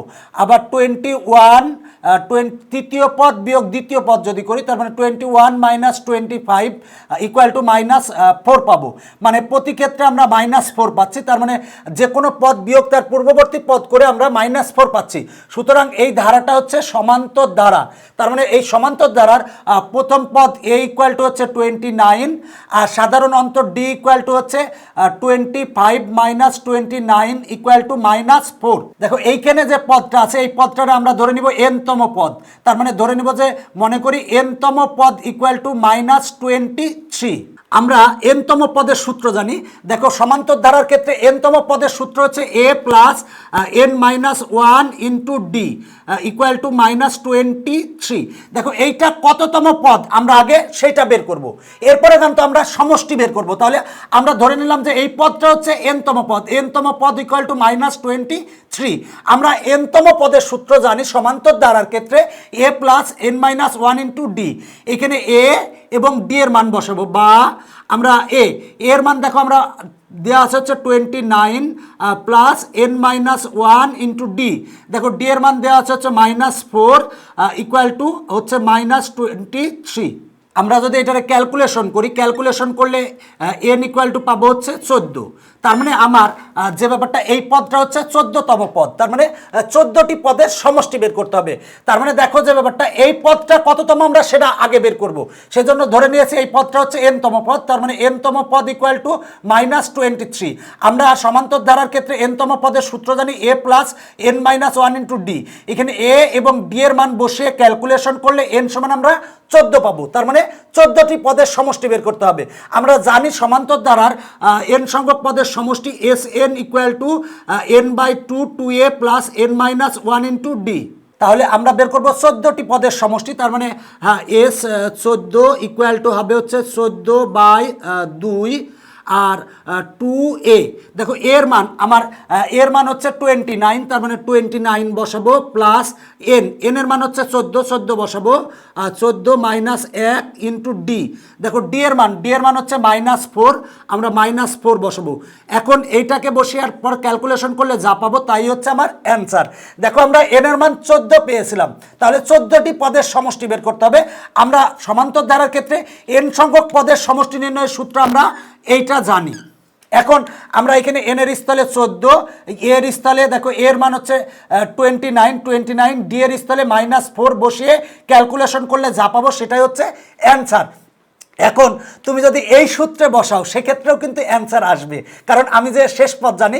দেখো আমরা সূত্র জানি, সেটা হলো যে এস এন, মানে দেখো যে ব্যাপারটা এন এর মান হচ্ছে 14, তার মানে 14 ইকুয়াল টু 14/2 ইন্টু এ মানে হচ্ছে প্রথম পদ হচ্ছে 29 আর প্লাস পি মানে হচ্ছে শেষ পদ হচ্ছে -23, তার মানে -23। এবার ক্যালকুলেশন করলে যা হবে তাই অ্যান্সার। এই ক্ষেত্রেও ক্যালকুলেশন করে যা অ্যান্সার আসবে, এই ক্ষেত্রেও ক্যালকুলেশন করে তাই অ্যান্সার আসবে।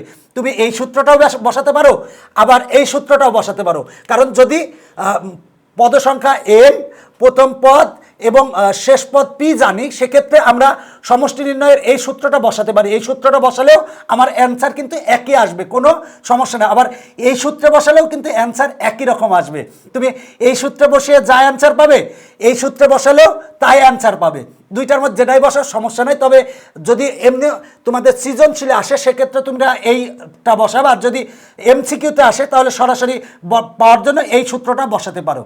তা আশা করি যে তোমরা এই অঙ্কটা বুঝতে পেরেছো। এখন দেখো এই অঙ্কটার ক্ষেত্রে আছে প্রথম পদ a = 5, এবার সাধারণত d = 11 - 5 = হচ্ছে 6।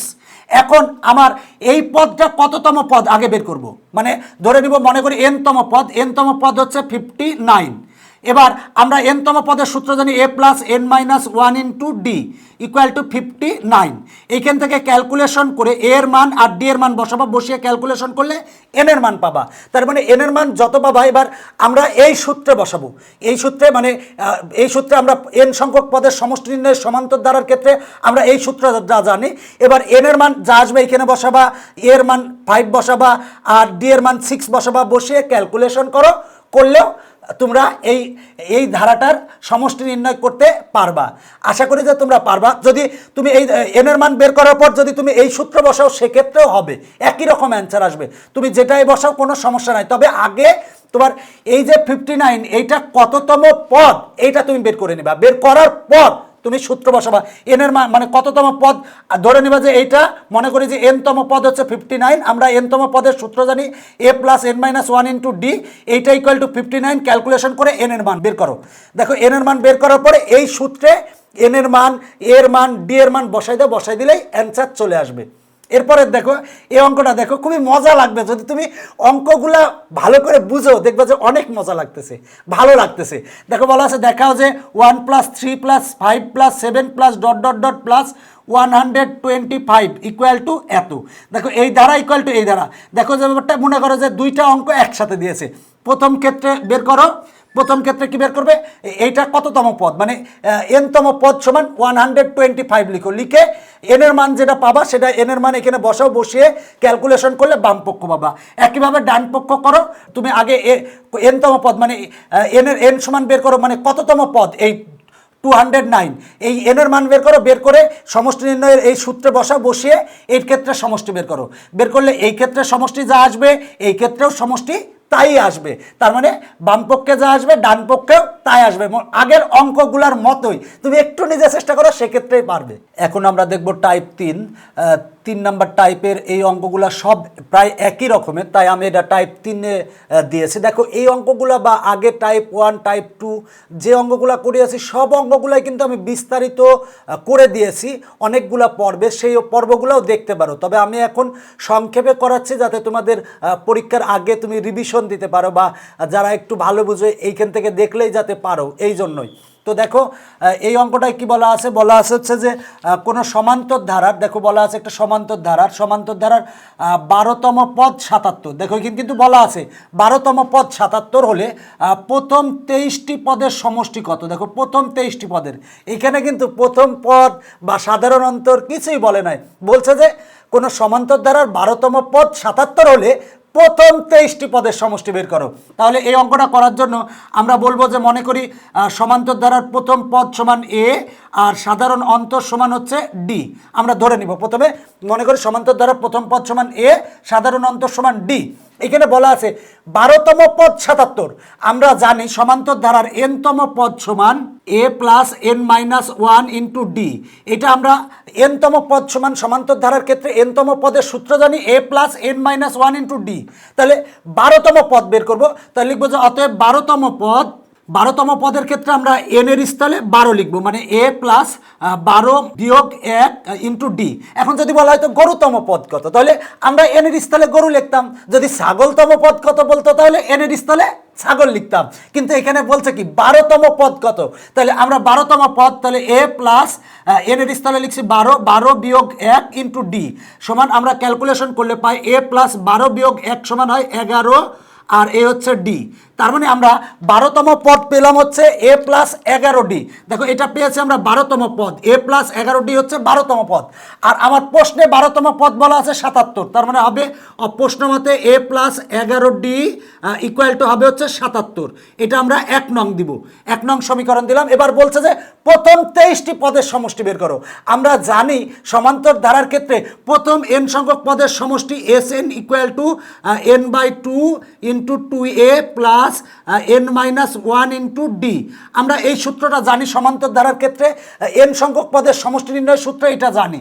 তাহলে 23টি পদের সমষ্টি কত হবে, তাহলে আমরা n এর স্থলে 23 লিখবো, s 23 ইকুয়াল টু 23 ভাগ 2 ইন্টু 2a প্লাস দেখো n এর স্থলে আমরা 23 লিখবো, 23 বিয়োগ 1 ইন্টু ডি ইকুয়াল টু আমরা পাই 23 ভাগ 2। আর দেখো এখানে আমরা পাই হচ্ছে 2a প্লাস 23 মাইনাস 1 সমান হয় 22 আর এ হচ্ছে ডি। আর এখানে দেখো আমরা পাই 23 ভাগ 2 ইন্টু, আমরা যদি এখানে 2 কমন নেই, 2 কমন নিলে হবে হচ্ছে a প্লাস 11 ডি। এখন দেখো এই 2 আর এই 2 কাটা, তাহলে আমরা পাই 23 ইন্টু দেখো এ প্লাস 11 ডি। আমরা এ প্লাস 11 ডি আগে কত পেয়েছি, দেখো এ প্লাস 11 ডি সমান আমরা পেয়েছি 77, তাহলে 77 লিখবো ইকুয়াল টু আসে 1771। এইটাই হচ্ছে আমার অ্যান্সার। দেখো আমার অ্যান্সার চলে এসেছে। প্রশ্নে বলা ছিল কোন সমান্তর ধারার 12তম পদ 77, তাহলে আমরা আগে জানি সমান্তর ধারার ক্ষেত্রে nতম পদের সূত্র কত জানি, a plus n minus 1 into d. তাহলে 12তম পদ আমরা বের করলাম, বের করলে পেলাম হচ্ছে a প্লাস 11 ডি। প্রশ্নে বলা আছে 12তম পদ হচ্ছে 77, তাহলে a plus 11 D equal two 77 লিখছি, লিখে 1 নং দিয়েছি। এবার বলা আছে প্রথম 23টি পদের সমষ্টি কত। আমরা জানি সমান্তর ধারার ক্ষেত্রে প্রথম n সংখ্যক পদের সমষ্টি S N equal two n/2 into 2a plus n minus 1 into d. তাহলে প্রথম 23টি পদের সমষ্টি কত হবে, n এর স্থলে আমরা 23 লিখব, 23 লিখেছি। এবার 23 বিয়োগ 1 সমান হয় 22 ডি। এখানে আমরা 2 কমন নিয়েছি, তাহলে 2 আর 2 কাটা, আর a প্লাস 11 ডি সমান হচ্ছে 77 বসিয়েছি। তার মানে 23 গুণ 77 ইকুয়াল টু আসে, এইটাই হচ্ছে আমার অ্যান্সার। দেখো কত সহজ। দেখো প্রথম পদ বা সাধারণ অন্তর ডি এগুলো দেওয়া নাই, জাস্ট তথ্য দেওয়া আছে যে 12তম পদ 77, তাহলে আমরা 12তম পদ বের করছি, বের করে ইকুয়াল টু 77 লিখছি। এবার বলছে প্রথম 23টি পদের সমষ্টি বের করো। তার মানে আমরা প্রথম n সংখ্যক পদের সমষ্টি নির্ণয়ের সূত্র এটা জানি, তাহলে 23টি পদের সমষ্টি নির্ণয় কত, n এর ক্ষেত্রে আমরা 23 বসাবো, বসিয়ে প্রথম সমীকরণের সাহায্যে আমরা মানটা পাবো, পেলেই অ্যান্সার চলে আসবে। এরপরে দেখো পরের অঙ্কটায় বলা আছে কোনো সমান্তর ধারার 16তম পদ মাইনাস 20। দেখো বলা আছে 16তম পদ মাইনাস 20। আমরা আগে 16তম পদ বের করবো, 16তম পদ ইকুয়াল টু মাইনাস 20 লিখবো, লিখে 1 নং সমীকরণ দিব। এবার বলা আছে প্রথম 31টি পদের সমষ্টি, তাহলে প্রথম 31টি পদের সমষ্টির ক্ষেত্রে n এর স্থলে আমরা 31 লিখবো, লিখে প্রথম সমীকরণের সাহায্যে আমরা অ্যান্সার পাবো।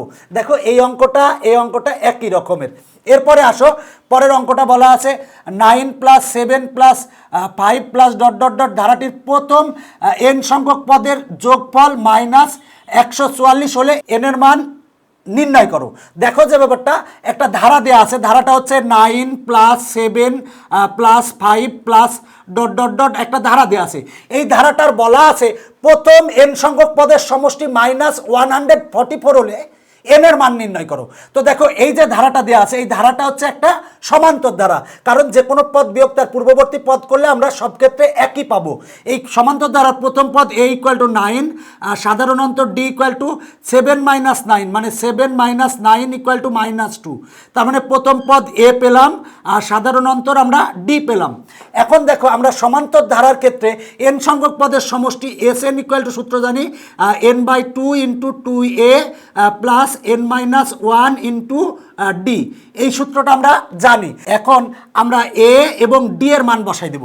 দেখো n/2 × 2 × a, দেখো এর মান আমার দেওয়া আছে হচ্ছে 9, তার মানে 9 প্লাস n-1 × d, দেখো d এর মান হচ্ছে -2, তার মানে আমরা -2 বসাবো। এবার আমরা ক্যালকুলেশন করব n/2 আর 2 আর 9 যদি গুণ করি হয় হচ্ছে 18, আর প্লাসে মাইনাসে -2 আর n যদি গুণ করি তাহলে হয় 2n, মাইনাসে মাইনাসে প্লাস 1 আর 2 গুণ করলে হয় 2। এবার আমরা পাই n/2 আর 18 আর 2 যদি যোগ করি তাহলে হয় 20 - 2n আর = n/2। আমরা যদি এখানে 2 কমন নেই, 2 কমন নিলে হয় 10 - n, তার মানে 2 আর 2 কাটা। এবার যদি আমরা ব্র্যাকেট তুলে দিই তাহলে পাই হচ্ছে 10n - n আর n গুণ করলে হয় n²। তার মানে দেখো যে ব্যাপারটা সেটা হলো প্রথম n সংখ্যক পদের যোগফল বলা আছে -144, আর আমরা দেখো প্রথম n সংখ্যক পদের সমষ্টি নির্ণয়ের সূত্র জানি আমরা এইটা। এখানে a এবং d এর মান বসিয়ে প্রথম n সংখ্যক পদের সমষ্টি নির্ণয় পেলাম হচ্ছে 10n - n²। দেখো বলা ছিল যে ধারাটা দেওয়া আছে, এই ধারাটির বলা আছে প্রথম n সংখ্যক পদের যোগফল -144, তাহলে এই ধারাটির আমরা প্রথম n সংখ্যক পদের যোগফল পেলাম 10n - n²। তাহলে প্রশ্ন মতে হবে হচ্ছে 10n - n² হবে হচ্ছে -144। এখন আমরা যদি এই -144কে পক্ষান্তর করি, তারপর -1 দ্বারা গুণ করে মিডিল টার্ম করলে আমরা n এর মান পাবো -8 আর n এর মান পাবো 18। দেখো n এর মান -8 গ্রহণযোগ্য নয়, কারণ পদ সংখ্যা কখনোই ঋণাত্মক হতে পারে না, তার মানে n এর মান হবে 18। এইটাই হচ্ছে আমার অ্যান্সার, তার মানে অ্যান্সার চলে এসেছে। দেখো প্রশ্নে একটা ধারা দেওয়া আছে, ধারা দেওয়ার পরে বলা আছে দেখো 9 + 7 + 5 + ডট ডট ডট একটা ধারা দেওয়া আছে, বলা আছে এই ধারাটির n সংখ্যক পদের সমষ্টি বা যোগফল হচ্ছে -144, এটা বলা আছে। এখন আমরা এই ধারাটির প্রথম পদ a = আমরা পাই 9, সাধারণ অন্তর d = পাই হচ্ছে -2। আমরা জানি প্রথম n সংখ্যক পদের সমষ্টি নির্ণয়ের সূত্র এইটা। এখানে a এবং d এর মান বসিয়ে ক্যালকুলেশন করলে 10n - n² পাই। দেখো এই যে ধারাটি, এই ধারাটির প্রথম n সংখ্যক পদের সমষ্টি নির্ণয়, সমষ্টি সমান আমরা পেলাম 10n - n²। প্রশ্নে কিন্তু বলা আছে প্রথম n সংখ্যক পদের সমষ্টি হচ্ছে -144, তার মানে প্রশ্ন মতে এইটা = -144 লিখব। লিখে ক্যালকুলেশন করলে আমরা n এর মান পাবো -8 আর n এর মান পাবো 18। n হচ্ছে পদ সংখ্যা, পদ সংখ্যা কখনো ঋণাত্মক হতে পারে না। দেখো পদ কি কখনো ঋণাত্মক হবে? ঋণাত্মক হতে পারে না, সুতরাং -8 গ্রহণযোগ্য নয়। আর n = 18, 18ই হচ্ছে অ্যান্সার। দেখো অঙ্কগুলো সহজ, একটু যদি ভালো করে বুঝো। এর পরের অঙ্কটায় বলা আছে 2 + 4 + 6 + 8 + ডট ডট ডট ধারাটির প্রথম n সংখ্যক পদের সমষ্টি হচ্ছে 2550 হলে n এর মান বের করো। আগের অঙ্কের মতোই এই ধারাটির প্রথম n সংখ্যক পদের আমরা সমষ্টি বের করব। সেই যা সমষ্টি আসবে সেই সমষ্টির = আমরা 2550 লিখব। লিখে ক্যালকুলেশন করে n এর মান বের করব। বের করলেই আমার অ্যান্সার চলে আসবে। আগের অঙ্কটা এই অঙ্কটা সেম। এখন আমরা এই অঙ্কটা দেখব। বলা আছে কোনো ধারার প্রথম n সংখ্যক পদের সমষ্টি n ইন্টু n+1 হলে ধারাটি নির্ণয় করো। দেখো বলা আছে কোনো ধারার প্রথম n সংখ্যক পদের সমষ্টি n ইন্টু n+1 হলে ধারাটি নির্ণয় করো। তাহলে দেখো প্রথম n সংখ্যক পদের সমষ্টিকে যদি আমরা Sn ধরি, Sn ইকুয়াল টু হবে হচ্ছে n ইন্টু n+1। এখন এর মান যদি আমরা 1 বসাই তাহলে আমরা প্রথম পদ পাবো। এর মান যদি 2 বসাই তাহলে প্রথম 2 পদের সমষ্টি পাবো। এর মান যদি 3 বসাই তাহলে আমরা প্রথম 3 পদের সমষ্টি পাবো। তার মানে দেখো আমরা এর মান যদি 1 বসাই তার মানে হবে হচ্ছে 1 ইন্টু 1+1 ইকুয়াল টু 2। তার মানে আমরা প্রথম পদ পেলাম। এরপর এর মান যদি আমরা 2 বসাই তার মানে S2 ইকুয়াল টু, দেখো এর স্থলে আমরা 2 বসাবো, তার মানে 2 ইন্টু 2+1 ইকুয়াল টু আসে হচ্ছে দেখো 6 আসে। এই S2 বলতে কিন্তু আমরা প্রথম 2 পদের সমষ্টি পেলাম। এটা হচ্ছে প্রথম পদ আর এটা হচ্ছে প্রথম 2 পদের সমষ্টি। প্রথম 2 পদের সমষ্টি পেলাম। এবার এনের স্থলে যদি আমরা 3 বসাই তার মানে S3 ইকুয়াল টু, দেখো এনের স্থলে আমরা 3 বসাবো, তার মানে 3 ইন্টু 3+1 ইকুয়াল টু আসে হচ্ছে 12। তার মানে 12 হচ্ছে প্রথম 3 পদের সমষ্টি পেলাম। এবার যদি আমরা এনের মান 4 বসাই তার মানে এনের স্থলে আমরা 4 বসাবো, তার মানে 4 ইন্টু 4+1 ইকুয়াল টু আসে হচ্ছে 20। তার মানে এইটা হচ্ছে 20 হচ্ছে প্রথম 4 পদের সমষ্টি পেলাম। তার মানে আমরা এইভাবে বসাতেই থাকবো। এর তাহলে দেখো প্রথম পদ কত? প্রথম পদ হচ্ছে 2 আর দ্বিতীয় পদ ইকুয়াল টু কত হবে? দেখো এটা হচ্ছে প্রথম পদ আর এটা হচ্ছে প্রথম 2 পদের সমষ্টি। তাহলে প্রথম 2 পদের সমষ্টির থেকে প্রথম পদ বিয়োগ করলে আমরা দ্বিতীয় পদ পাবো। তার মানে 6 - 2 ইকুয়াল টু পাবো হচ্ছে 4। তৃতীয় পদ ইকুয়াল টু আমরা পাবো, দেখো প্রথম 3 পদের সমষ্টি হচ্ছে এইটা। প্রথম 3 পদের সমষ্টি থেকে প্রথম 2 পদের সমষ্টি আমরা যদি বিয়োগ করলে আমরা পাবো হচ্ছে তৃতীয় পদ। মানে তৃতীয় পদ ইকুয়াল টু হবে 12 - 6 ইকুয়াল টু হবে হচ্ছে 6। তাহলে চতুর্থ পদ কত হবে? চতুর্থ পদ ইকুয়াল টু, দেখো এটা হচ্ছে প্রথম 4 পদের সমষ্টি আর এটা হচ্ছে প্রথম 3 পদের সমষ্টি। আমরা এটা থেকে এটা মানে প্রথম 4 পদের সমষ্টি থেকে প্রথম 3 পদের সমষ্টি যদি বিয়োগ করলে আমরা চতুর্থ পদ পাবো। মানে 20 - 12 করলে আমরা পাই হচ্ছে 8। তার মানে এইভাবে আমরা আরও ডট দিব, মানে এরপরে আরও করা লাগবে। তার মানে দেখো আমরা ধারাটি কত পাই, সেটা হলো যে ধারাটি পাবো হচ্ছে 2। প্রথম পদ হচ্ছে 2, প্রথম পদ 2 আর দ্বিতীয় পদ হচ্ছে 4। তার মানে 2 + 4 4 + 6 + 8 প্লাস ডট। এইটাই হচ্ছে আমার অ্যান্সার। দেখো অ্যান্সার চলে এসেছে।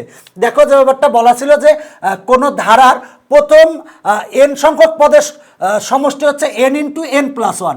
এখন n এর মান যখন আমরা 1 বসিয়েছি তখন প্রথম পদ পেয়েছি। n এর মান যখন 2 বসিয়েছি তখন আমরা প্রথম 2 পদের সমষ্টি পেয়েছি। n এর মান যখন 3 বসিয়েছি তখন আমরা প্রথম 3 পদের সমষ্টি পেয়েছি। n এর মান যখন 4 বসিয়েছি তখন প্রথম 4 পদের সমষ্টি পেয়েছি। তার মানে প্রথম পদ হচ্ছে 2। এখন দেখো আমরা যেটা পেয়েছি সেটা চিন্তা করি। প্রথম পদ হচ্ছে 2, এবার প্রথম 2 পদ যোগ করো, 2 আর 4 যোগ করলে হয় 6, মানে প্রথম 2 পদের যোগফল। এবার প্রথম 3টা যোগ করো, 2 4 আর 6 যোগ করলে হয় হচ্ছে 12, মানে প্রথম 3 পদের সমষ্টি কিন্তু 12। এবার এই 4টা যোগ করলে প্রথম 4 পদের সমষ্টি পাবে। প্রথম 4 পদের সমষ্টি কিন্তু 20। অনেকেই ভুল করে কিন্তু লিখে দাও 2 + 6 + 12 + 20। এটা কিন্তু ভুল, কারণ এটা হচ্ছে প্রথম পদ হচ্ছে 2 আর এই 6 হচ্ছে প্রথম 2 পদের যোগফল বা সমষ্টি। তাহলে 6 থেকে 2 বিয়োগ করলে আমরা দ্বিতীয় পদ পাবো। আবার দেখো এই 12 হচ্ছে প্রথম 3 পদের সমষ্টি আর 6 হচ্ছে প্রথম 2 পদের সমষ্টি। প্রথম 3 পদের সমষ্টি থেকে প্রথম 2 পদের সমষ্টি বিয়োগ করলে আমরা পাবো হচ্ছে তৃতীয় পদ। এবার প্রথম 4 পদের সমষ্টি থেকে প্রথম 3 পদের সমষ্টি বিয়োগ করলে পাবো আমরা চতুর্থ পদ। এবার অতএব নির্ণয় ধারাটি হবে 2 + 4 + 6 + 8 ডট অ্যান্সার। এর পরের অঙ্কটা দেখো বলা আছে যে কোনো ধারার প্রথম n সংখ্যক পদের সমষ্টি হচ্ছে n ইন্টু n+1 হলে ধারাটির 10টি পদের সমষ্টি বের করো। তার মানে যে আমরা এইখানে ধারা নির্ণয় করেছি, এই ধারাটিরই 10টি পদের সমষ্টি বের করব। তাহলে এই ধারাটির 10টি পদের সমষ্টি আমি আগে যে নিয়মে বলছি সেই নিয়মে করলেই হবে। আমরা জানি ধারাটির n সংখ্যক পদের সমষ্টি নির্ণয়ের সূত্র এটা। এখানে আমরা n এর স্থলে 10 বসাবো, এর মান প্রথম পদ 2 বসাবো, আর সাধারণ অন্তর d এর মান বসাবো হচ্ছে, দেখো সাধারণ অন্তর হচ্ছে 2, d এর মান বসাবো, বসে ক্যালকুলেশন করলেই অ্যান্সার চলে আসবে। তবে আরও সহজভাবে অঙ্কটা করা যায়। বলা আছে প্রথম n সংখ্যক পদের সমষ্টি বলা আছে n ইন্টু n প্লাস 1 বলা আছে। এখন বলা আছে 10টি পদের সমষ্টি, তাহলে n এর স্থলে 10 বসাও। তাহলে n এর স্থলে যদি আমরা 10 বসাই, 10 ইন্টু 10 যোগ 1, এবার ক্যালকুলেশন করলে যা হবে তাই অ্যান্সার। দেখো যে ব্যাপারটা, অঙ্ক যদি তুমি একটু ভালো করে বুঝো, সূত্রগুলো যদি বুঝো এবং অঙ্ক যদি একটু চর্চা করো, দেখবা যে অঙ্ক অনেক ভালো লাগতেছে। কিন্তু একটা জিনিস তোমাকে মনে রাখতে হবে, অঙ্কর শুধু ভিডিও দেখবা না, ভিডিও দেখার সাথে সাথে নিজে নিজে চর্চা করবা যখন, তখনই দেখবা যে তোমার যে ভুলগুলো সেগুলো বুঝতে পারবে। তবে অবশ্যই ভিডিও দেখার পরে প্রত্যেকটা অঙ্ক নিজে নিজে চর্চা করবা। দেখো এখন আমরা টাইপ 4 করাবো, মানে এই লেকচারের শেষ টাইপ। এই ক্ষেত্রে এই কয়টা অঙ্ক প্রায় একই রকমের। আর দেখো যে ব্যাপারটা, এই অঙ্কগুলো কিন্তু আমি প্রতিটা অঙ্কই পুঙ্খানুপুঙ্খভাবে বিশ্লেষণ করে দিয়েছি, অঙ্ক করে দিয়েছি অন্যান্য পর্বে, বিভিন্ন পর্বে। যেই পর্বগুলোর লিঙ্ক কিন্তু ডেসক্রিপশন বক্সেই পাবা তুমি। তো ওই যদি তোমার একটু বুঝতে কষ্ট হয় সেক্ষেত্রে তুমি ওই পর্বগুলোও দেখে নিতে পারো। মানে এই অঙ্কগুলোই বিভিন্ন পর্বে আমি কিন্তু আবার প্রত্যেকটা সমাধান করেছি তোমাদের সুবিধার জন্য, আর এখন করাচ্ছি যাতে তোমাদের রিভিশন হয়। তো দেখো বলা আছে কোন সমান্তর ধারার m-তম পদ n। দেখো বলা আছে m-তম পদ n, আর বলা আছে n-তম পদ m। দেখো বলা আছে m-তম পদ হচ্ছে n আর n-তম পদ হচ্ছে m হলে ধারাটির m প্লাস n-তম পদ নির্ণয় করো। দেখো অঙ্কটা খুবই গুরুত্বপূর্ণ অঙ্ক, ভালো করে দেখবা। দেখো আমার প্রশ্নে বলা আছে m-তম পদ n, তাহলে আমার m-তম পদ কত হবে? দেখো আমরা সমান্তর ধারার ক্ষেত্রে n-তম পদের সূত্র জানি হচ্ছে a plus n minus 1 into D, কিন্তু এখানে m-তম পদ, তার মানে m-তম পদ হবে a plus m minus 1 into D, এটা হচ্ছে m-তম পদ। দেখো m-তম পদ বলা আছে n, তাহলে এইটা ইকুয়াল টু হবে হচ্ছে n। আমরা এটাকে 1 নং সমীকরণ দিব। এরপর বলা আছে n-তম পদ m, তাহলে আমরা n-তম পদ সমান জানি a plus n minus 1 into d.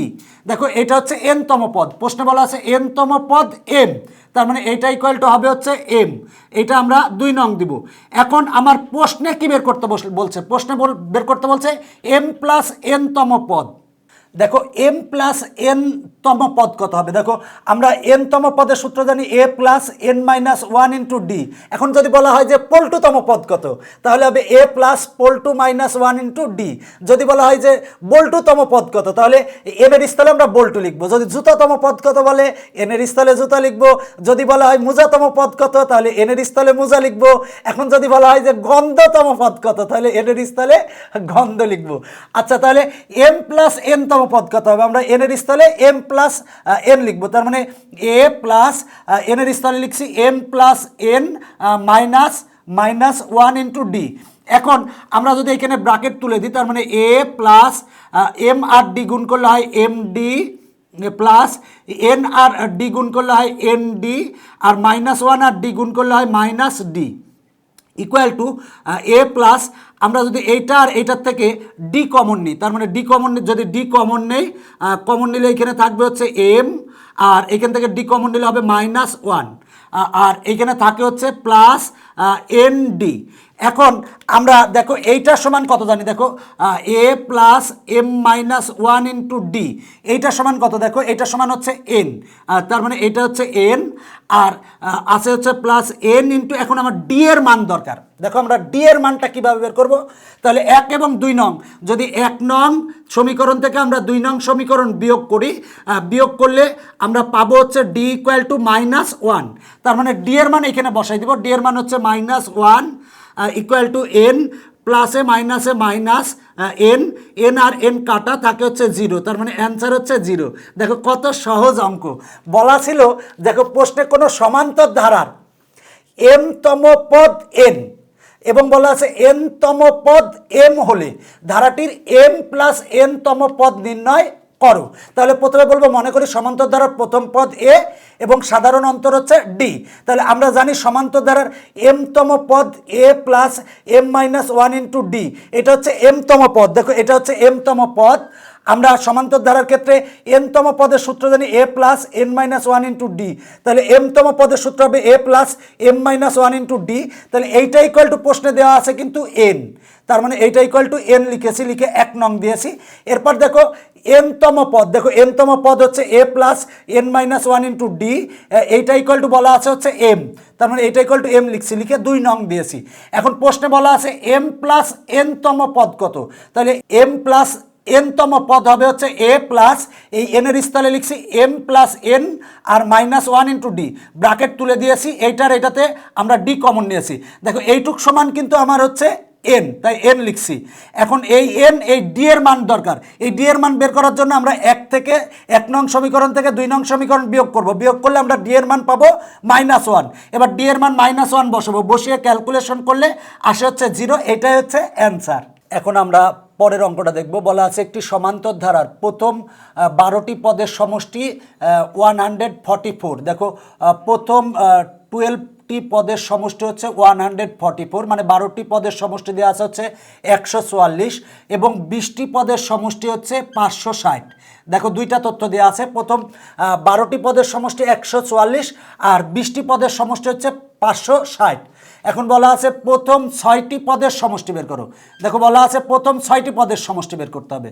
দেখো প্রথম তথ্য আমার দেওয়া আছে হচ্ছে 12টি পদের সমষ্টি হচ্ছে 144 আর 20টি পদের সমষ্টি হচ্ছে 560। এখন বলা আছে প্রথম 6টি পদের সমষ্টি বের করো। তাহলে দেখো আমরা সূত্র জানি, প্রথম n সংখ্যক পদের সমষ্টি নির্ণয়ের সূত্র হচ্ছে Sn equal to n/2 into 2a plus n minus 1 into d। আমরা প্রথম n সংখ্যক পদের সমষ্টি নির্ণয়ের সূত্র জানি আমরা এইটা। তো দেখো যে ব্যাপারটা, এখানে কিন্তু প্রথম পদ বা সাধারণ অন্তর ডি এগুলো কিন্তু বলে নাই, বলছে যে প্রথম 6টি পদের সমষ্টি বের করো, না বলে দুইটা শর্ত দিয়ে দিছে যে প্রথম 12টি পদের সমষ্টি হচ্ছে 144 আর প্রথম 20টি পদের সমষ্টি হচ্ছে 560। এখন বলা আছে প্রথম 6টি পদের সমষ্টি নির্ণয় করো। তাহলে দেখো আমার 12টি পদের সমষ্টি বের করবো। দেখো আমরা প্রথম n সংখ্যক পদের সমষ্টি নির্ণয়ের সূত্র জানি এইটা।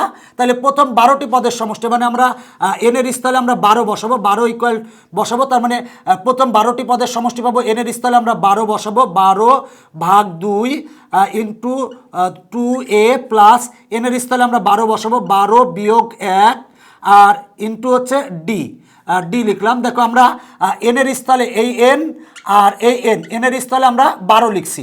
এবার কাটাকাটি করলে হয় হচ্ছে 6 আর এখানে পাই হচ্ছে 2a প্লাস 12 মাইনাস 1 সমান হয় হচ্ছে 11, 11d। আমরা পেলাম হচ্ছে এটা হচ্ছে প্রথম 12টি পদের সমষ্টি। এরপরে আমরা বের করব হচ্ছে প্রথম 20টি পদের সমষ্টি। দেখো n এর স্থলে আমরা 20 লিখব, তার মানে হবে হচ্ছে s 20 ইকুয়াল টু 20 ভাগ 2 ইন্টু 2a প্লাস 20 বিয়োগ 1 ইন্টু ডি। এখন আমরা যদি কাটাকাটি করি তাহলে পাই হচ্ছে 10 ইন্টু দেখো হচ্ছে 2a প্লাস 20 বিয়োগ 1 সমান হয় 19d। তার মানে দেখো আমরা প্রথম 12টি পদের সমষ্টি এইটা পেয়েছি আর প্রথম 20টি পদের সমষ্টি এইটা পেয়েছি। দেখো প্রশ্নে বলা আছে প্রথম 12টি পদের সমষ্টি 144, তাহলে আমরা প্রথম 12টি পদের সমষ্টি পেয়েছি হচ্ছে এইটা। তার মানে প্রশ্ন মতে হবে 6 into 2a plus 11d equal to হবে হচ্ছে 144। আমরা যদি 6 দ্বারা ভাগ করি তার মানে অতএব 2a plus 11d equal to 144 ভাগ 6 সমান হয় হচ্ছে 24। আমরা এটাকে 1 নং দিলাম। দেখো উভয় পক্ষকে আমরা 6 দ্বারা ভাগ করছি, করলে 1 নং দিয়েছি। আর এইটা হচ্ছে প্রথম 20টি পদের সমষ্টি। দেখো প্রথম 20টি পদের সমষ্টি দিয়ে আছে 560, তার মানে এইটা ইকুয়াল টু 560 লিখবো। দেখো 20টি পদের সমষ্টি হচ্ছে 560, তাহলে এইটা পেয়েছে আমরা 20টি পদের সমষ্টি, তাহলে এইটা ইকুয়াল টু 560 লিখেছি। লিখে উভয় পক্ষকে আমরা 10 দ্বারা ভাগ করেছি, করে 2 নং সমীকরণ দিয়েছি। এখন আমরা 1 নং সমীকরণ হতে যদি 2 নং সমীকরণ বিয়োগ করি, বিয়োগ করলে আমরা ডি ইকুয়াল টু পাবো হচ্ছে 4। দেখো 1 নং সমীকরণ থেকে যদি 2 নং সমীকরণ বিয়োগ করি, বিয়োগ করলে d = 4 পাবো। d এর মান 1 বা 2 নং সমীকরণে বসাবো। বসালে মনে করো যদি আমরা 1 নং সমীকরণে d এর মান বসালে আমরা এর মান পাবো -10। দেখো এর মান পাবো -10, তার মানে আমরা d এর মান পেলাম 4, এর মান পেলাম -10। দেখো এখন বলা আছে প্রথম 6 পদের সমষ্টি নির্ণয় করো। তাহলে দেখো আমরা প্রথম n সংখ্যক পদের সমষ্টি নির্ণয়ের সূত্র জানি আমরা এইটা। তাহলে প্রথম 6 পদের সমষ্টি নির্ণয়ের ক্ষেত্রে আমরা n এর স্থলে আমরা 6 বসাবো। তার মানে a6 = 6/2 × 2a প্লাস 6 - 1 × d। দেখো আমরা n এর স্থলে 6 বসিয়েছি, n এর স্থলে 6 বসিয়েছি। এখন এটা কাটলে হয় হচ্ছে 3 × 2 × দেখো এর মান আমরা এর মান পেয়েছি -10, তার মানে -10 বসাবো। এর মান আমরা বসাবো -10 প্লাস 6 - 1 সমান হবে হচ্ছে 5 × d।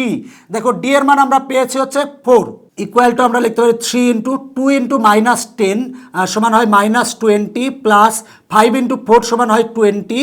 এটা কাটা থাকে হচ্ছে 3 × 0 = 0। এতক্ষণ করে অঙ্কটার অ্যান্সার হচ্ছে 0। দেখো যে ব্যাপারটা, অঙ্কটা খুবই সহজ একটা অঙ্ক যদি তুমি ভালো করে বুঝো। দেখো বলা আছে যে একটি সমান্তর ধারার প্রথম 12টি পদের সমষ্টি 144। দেখো আমরা প্রথম n সংখ্যক পদের সমষ্টি নির্ণয়ের সূত্র জানি এইটা। তাহলে প্রথম 12টি পদের সমষ্টি মানে n এর স্থলে আমরা 12 লিখছি, লিখে ক্যালকুলেশন করে এইটা পেয়েছি। এইটা = হবে 144। তার মানে এটা = 144 লিখছি, 6 দ্বারা ভাগ করে 1 নং দিয়েছি। এরপর বলা আছে 20টি পদের সমষ্টি 560। তাহলে দেখো আমরা 20টি পদের সমষ্টি n এর স্থলে আমরা যদি 20 লিখি তাহলে 20টি পদের সমষ্টি পাবো। এটা ক্যালকুলেশন করে আমরা এইটা পাই। এইটা = 560 লিখেছি। দেখো 560। এবার উভয় পক্ষকে 10 দ্বারা ভাগ করে এটা 2 নং দিয়েছি। এবার 1 নং থেকে 2 নং যদি বাদ দিলে পাবো আমরা d = 4। এবার d এর মান আমরা 1 বা 2 এ যদি বসালে পাবো এর মান পাবো -10। এবার প্রশ্নে কিন্তু বের করতে বলছে 6 পদের সমষ্টি। তাহলে আমরা n এর স্থলে আমরা 6 লিখেছি। দেখো n এর স্থলে 6, এই n এর স্থলে 6 লিখেছি। লিখার পরে a এবং d এর মান বসাই দিলে আমরা অ্যান্সার পাই হচ্ছে 0। দেখো অঙ্কগুলো যদি একটু বুঝো তাহলেই পারবে ইনশাল্লাহ। এখন দেখো আমরা এই অঙ্কটা করাবো। বলা আছে কোনো সমান্তর ধারার প্রথম m পদের সমষ্টি n এবং প্রথম n পদের সমষ্টি m হলে এর প্রথম m + n পদের সমষ্টি নির্ণয় করো। আগের অঙ্কটা এই অঙ্কটা প্রায় একই রকমের। প্রথমে আমরা m পদের সমষ্টি বের করে ওইটা = n লিখব। এরপর আবার n পদের সমষ্টি বের করে ওইটা = m লিখব। 1 এবং 2 নং সমীকরণ দেব। 1 নং সমীকরণ থেকে 2 নং সমীকরণ বিয়োগ করলে আমরা d এর মান পাবো। দেখো আগের মতো 1 নং সমীকরণ থেকে 2 নং সমীকরণ বিয়োগ করে আমরা d এর মান পাবো। এখন d এর মান কিন্তু 1 বা 2 এ কিন্তু বসাবো না এই অঙ্কটার ক্ষেত্রে। 1 নং সমীকরণের সাহায্যে এবং d = যা পাবো সেটার সাহায্যেই কিন্তু আমরা m + n পদের সমষ্টি পেয়ে যাব। সহজ কথা, প্রথমে আমরা m পদের সমষ্টি বের করব, ওইটা = n লিখব। এরপরে n পদের সমষ্টি সমান সূত্র জানি এইটা = m লিখব। লিখার পরে এবার 1 এবং 2 নং দিব। এবার 1 নং সমীকরণ থেকে 2 নং সমীকরণ বিয়োগ করলে d এর মান পাবো। এবার আমরা বলবো m + n পদের সমষ্টি। এখানে আমরা d এর মান বসাবো এবং 1 নং সমীকরণের সাহায্যেই আমরা ক্যালকুলেশন করে m + n পদের সমষ্টি নির্ণয় করতে পারবো। তো আশা করি যে অঙ্কগুলো বুঝতে পেরেছো। দেখো তোমাদের পাঠ্য বইতে মানে সমান্তর ধারার যতগুলো অঙ্ক ছিল আমি সবগুলো অঙ্ককে 4টা টাইপে ভাগ করে আমি তোমাদের সামনে উপস্থাপন করেছি। আশা করি যে তোমাদের এই ক্লাস উপকারে আসবে এবং তুমি যদি প্রথম থেকে শেষ পর্যন্ত ক্লাসটা দেখে আসো তাহলে সমান্তর ধারার অঙ্ক সম্পর্কে তোমার আর কোনো সমস্যা থাকার কথা নয়। কে কে আছো প্রথম থেকে শেষ পর্যন্ত আমার এই ক্লাসটা দেখছো? যে দেখছো হাত তোলো। আসলে হাত তুললে তো আমি দেখতে পাবো না। আর তোমরা যারা প্রথম থেকে শেষ পর্যন্ত ক্লাসটা দেখছো এবং উপকারে এসেছে তারা অবশ্যই মন্তব্য করবে। এবং আমি পরিশ্রম করেছি জাস্ট তোমাদের ভালোর জন্য। দেখো যে ব্যাপারটা, আমি অনেকক্ষণ যাবৎ তোমাদের সামনে অনেক বকবক করেছি। আমি জানি যে তোমাদের উপকারে আসবে যদি তুমি প্রথম থেকে শেষ পর্যন্ত দেখো, না টেনে। যারা প্রথম থেকে শেষ পর্যন্ত ভিডিওটা না টেনে সম্পূর্ণ দেখছো তারা অবশ্যই মন্তব্য করবা এবং যে ব্যাপারটা তোমাদের বন্ধুদের মাঝে অবশ্যই এই ভিডিওটা শেয়ার করবা। এবং এইটা আসলে আমার আবেগ, কারণ আমি অনেক চেষ্টা করছি যে তোমাদের সামনে এই সমান্তর ধারা ধারাকে একেবারে সহজ সুন্দরভাবে উপস্থাপন করার জন্য। একইভাবে কিন্তু আমি গুণোত্তর ধারারও এরকমভাবেই সুন্দরভাবে তোমাদের সামনে উপস্থাপন করেছি। যদি পারো ওই ক্লাসটাও দেখতে পারো, যে পুরা চ্যাপ্টারটাকে আমি একটা ক্লাসের মধ্যে নিয়ে আসছি। যদিও এইখানে যে অঙ্কগুলো করিয়েছি প্রতিটা অঙ্কই আমি তোমাদের কিন্তু ওই আলাদা আলাদাভাবে প্রত্যেকটা অঙ্কই করে দিয়েছি। প্রত্যেকটা অঙ্ক যদি তুমি আরও একেবারে সহজভাবে আরও ভেঙে ভেঙে করিয়েছি, যদি ওই ক্লাসগুলোও দেখতে চাও, এই ভিডিওর ডেসক্রিপশন বক্সে লিঙ্ক পাবা, সেই লিঙ্কে ক্লিক করলেই তোমার কাঙ্ক্ষিত এই ভিডিওগুলো পেয়ে যাবা। তো আশা করি যে এই ক্লাসে তোমাদের উপকারে আসবে যারা প্রথম থেকে দেখছো। আর আসলে আমি চেষ্টা করি যে তোমাদের জন্য তোমরা যাতে খুব সহজেই বাসায় পড়াশোনা করতে পারো, এই জন্যই কিন্তু আমার চেষ্টা। এবং তুমি যাই বলো, এই ক্লাসগুলো আমার কিন্তু আবেগ থেকে নেওয়া, আমার নিজের থেকে নেওয়া, যে আমি আসলে চেষ্টা করছি যে যা হোক প্রথম থেকে দেখো, প্রথমে আমি তোমাদের বিভিন্ন রকমের যে ধারা নিয়ে আসলে বাস্তব প্রয়োগ কি, ধারা আবিষ্কারে কারা কারা অবদান রাখছে তাদের সম্পর্কে বিস্তারিত বলছি। এরপরে ধারার বাস্তব প্রয়োগ সম্পর্কে বলছি। এছাড়াও তোমাদের বেসিক তথ্যগুলো নিয়ে আমি আলোচনা করেছি, এই যে সূত্রগুলা এগুলো নিয়ে আলোচনা করেছি। এরপর তোমাদের সমান্তর ধারার যতগুলো অঙ্ক আছে সব অঙ্ককে আমি 4টা টাইপে ভাগ করে প্রতিটা অঙ্ক সুন্দরভাবে পুঙ্খানুপুঙ্খভাবে তোমাদের সামনে উপস্থাপন করেছি। আশা করি তোমাদের উপকারে আসবে। এখনকার পর্ব এখানেই শেষ করছি। পরবর্তী পর্ব দেখার আমন্ত্রণ জানিয়ে ভালো থাকো সবাই। Bye bye.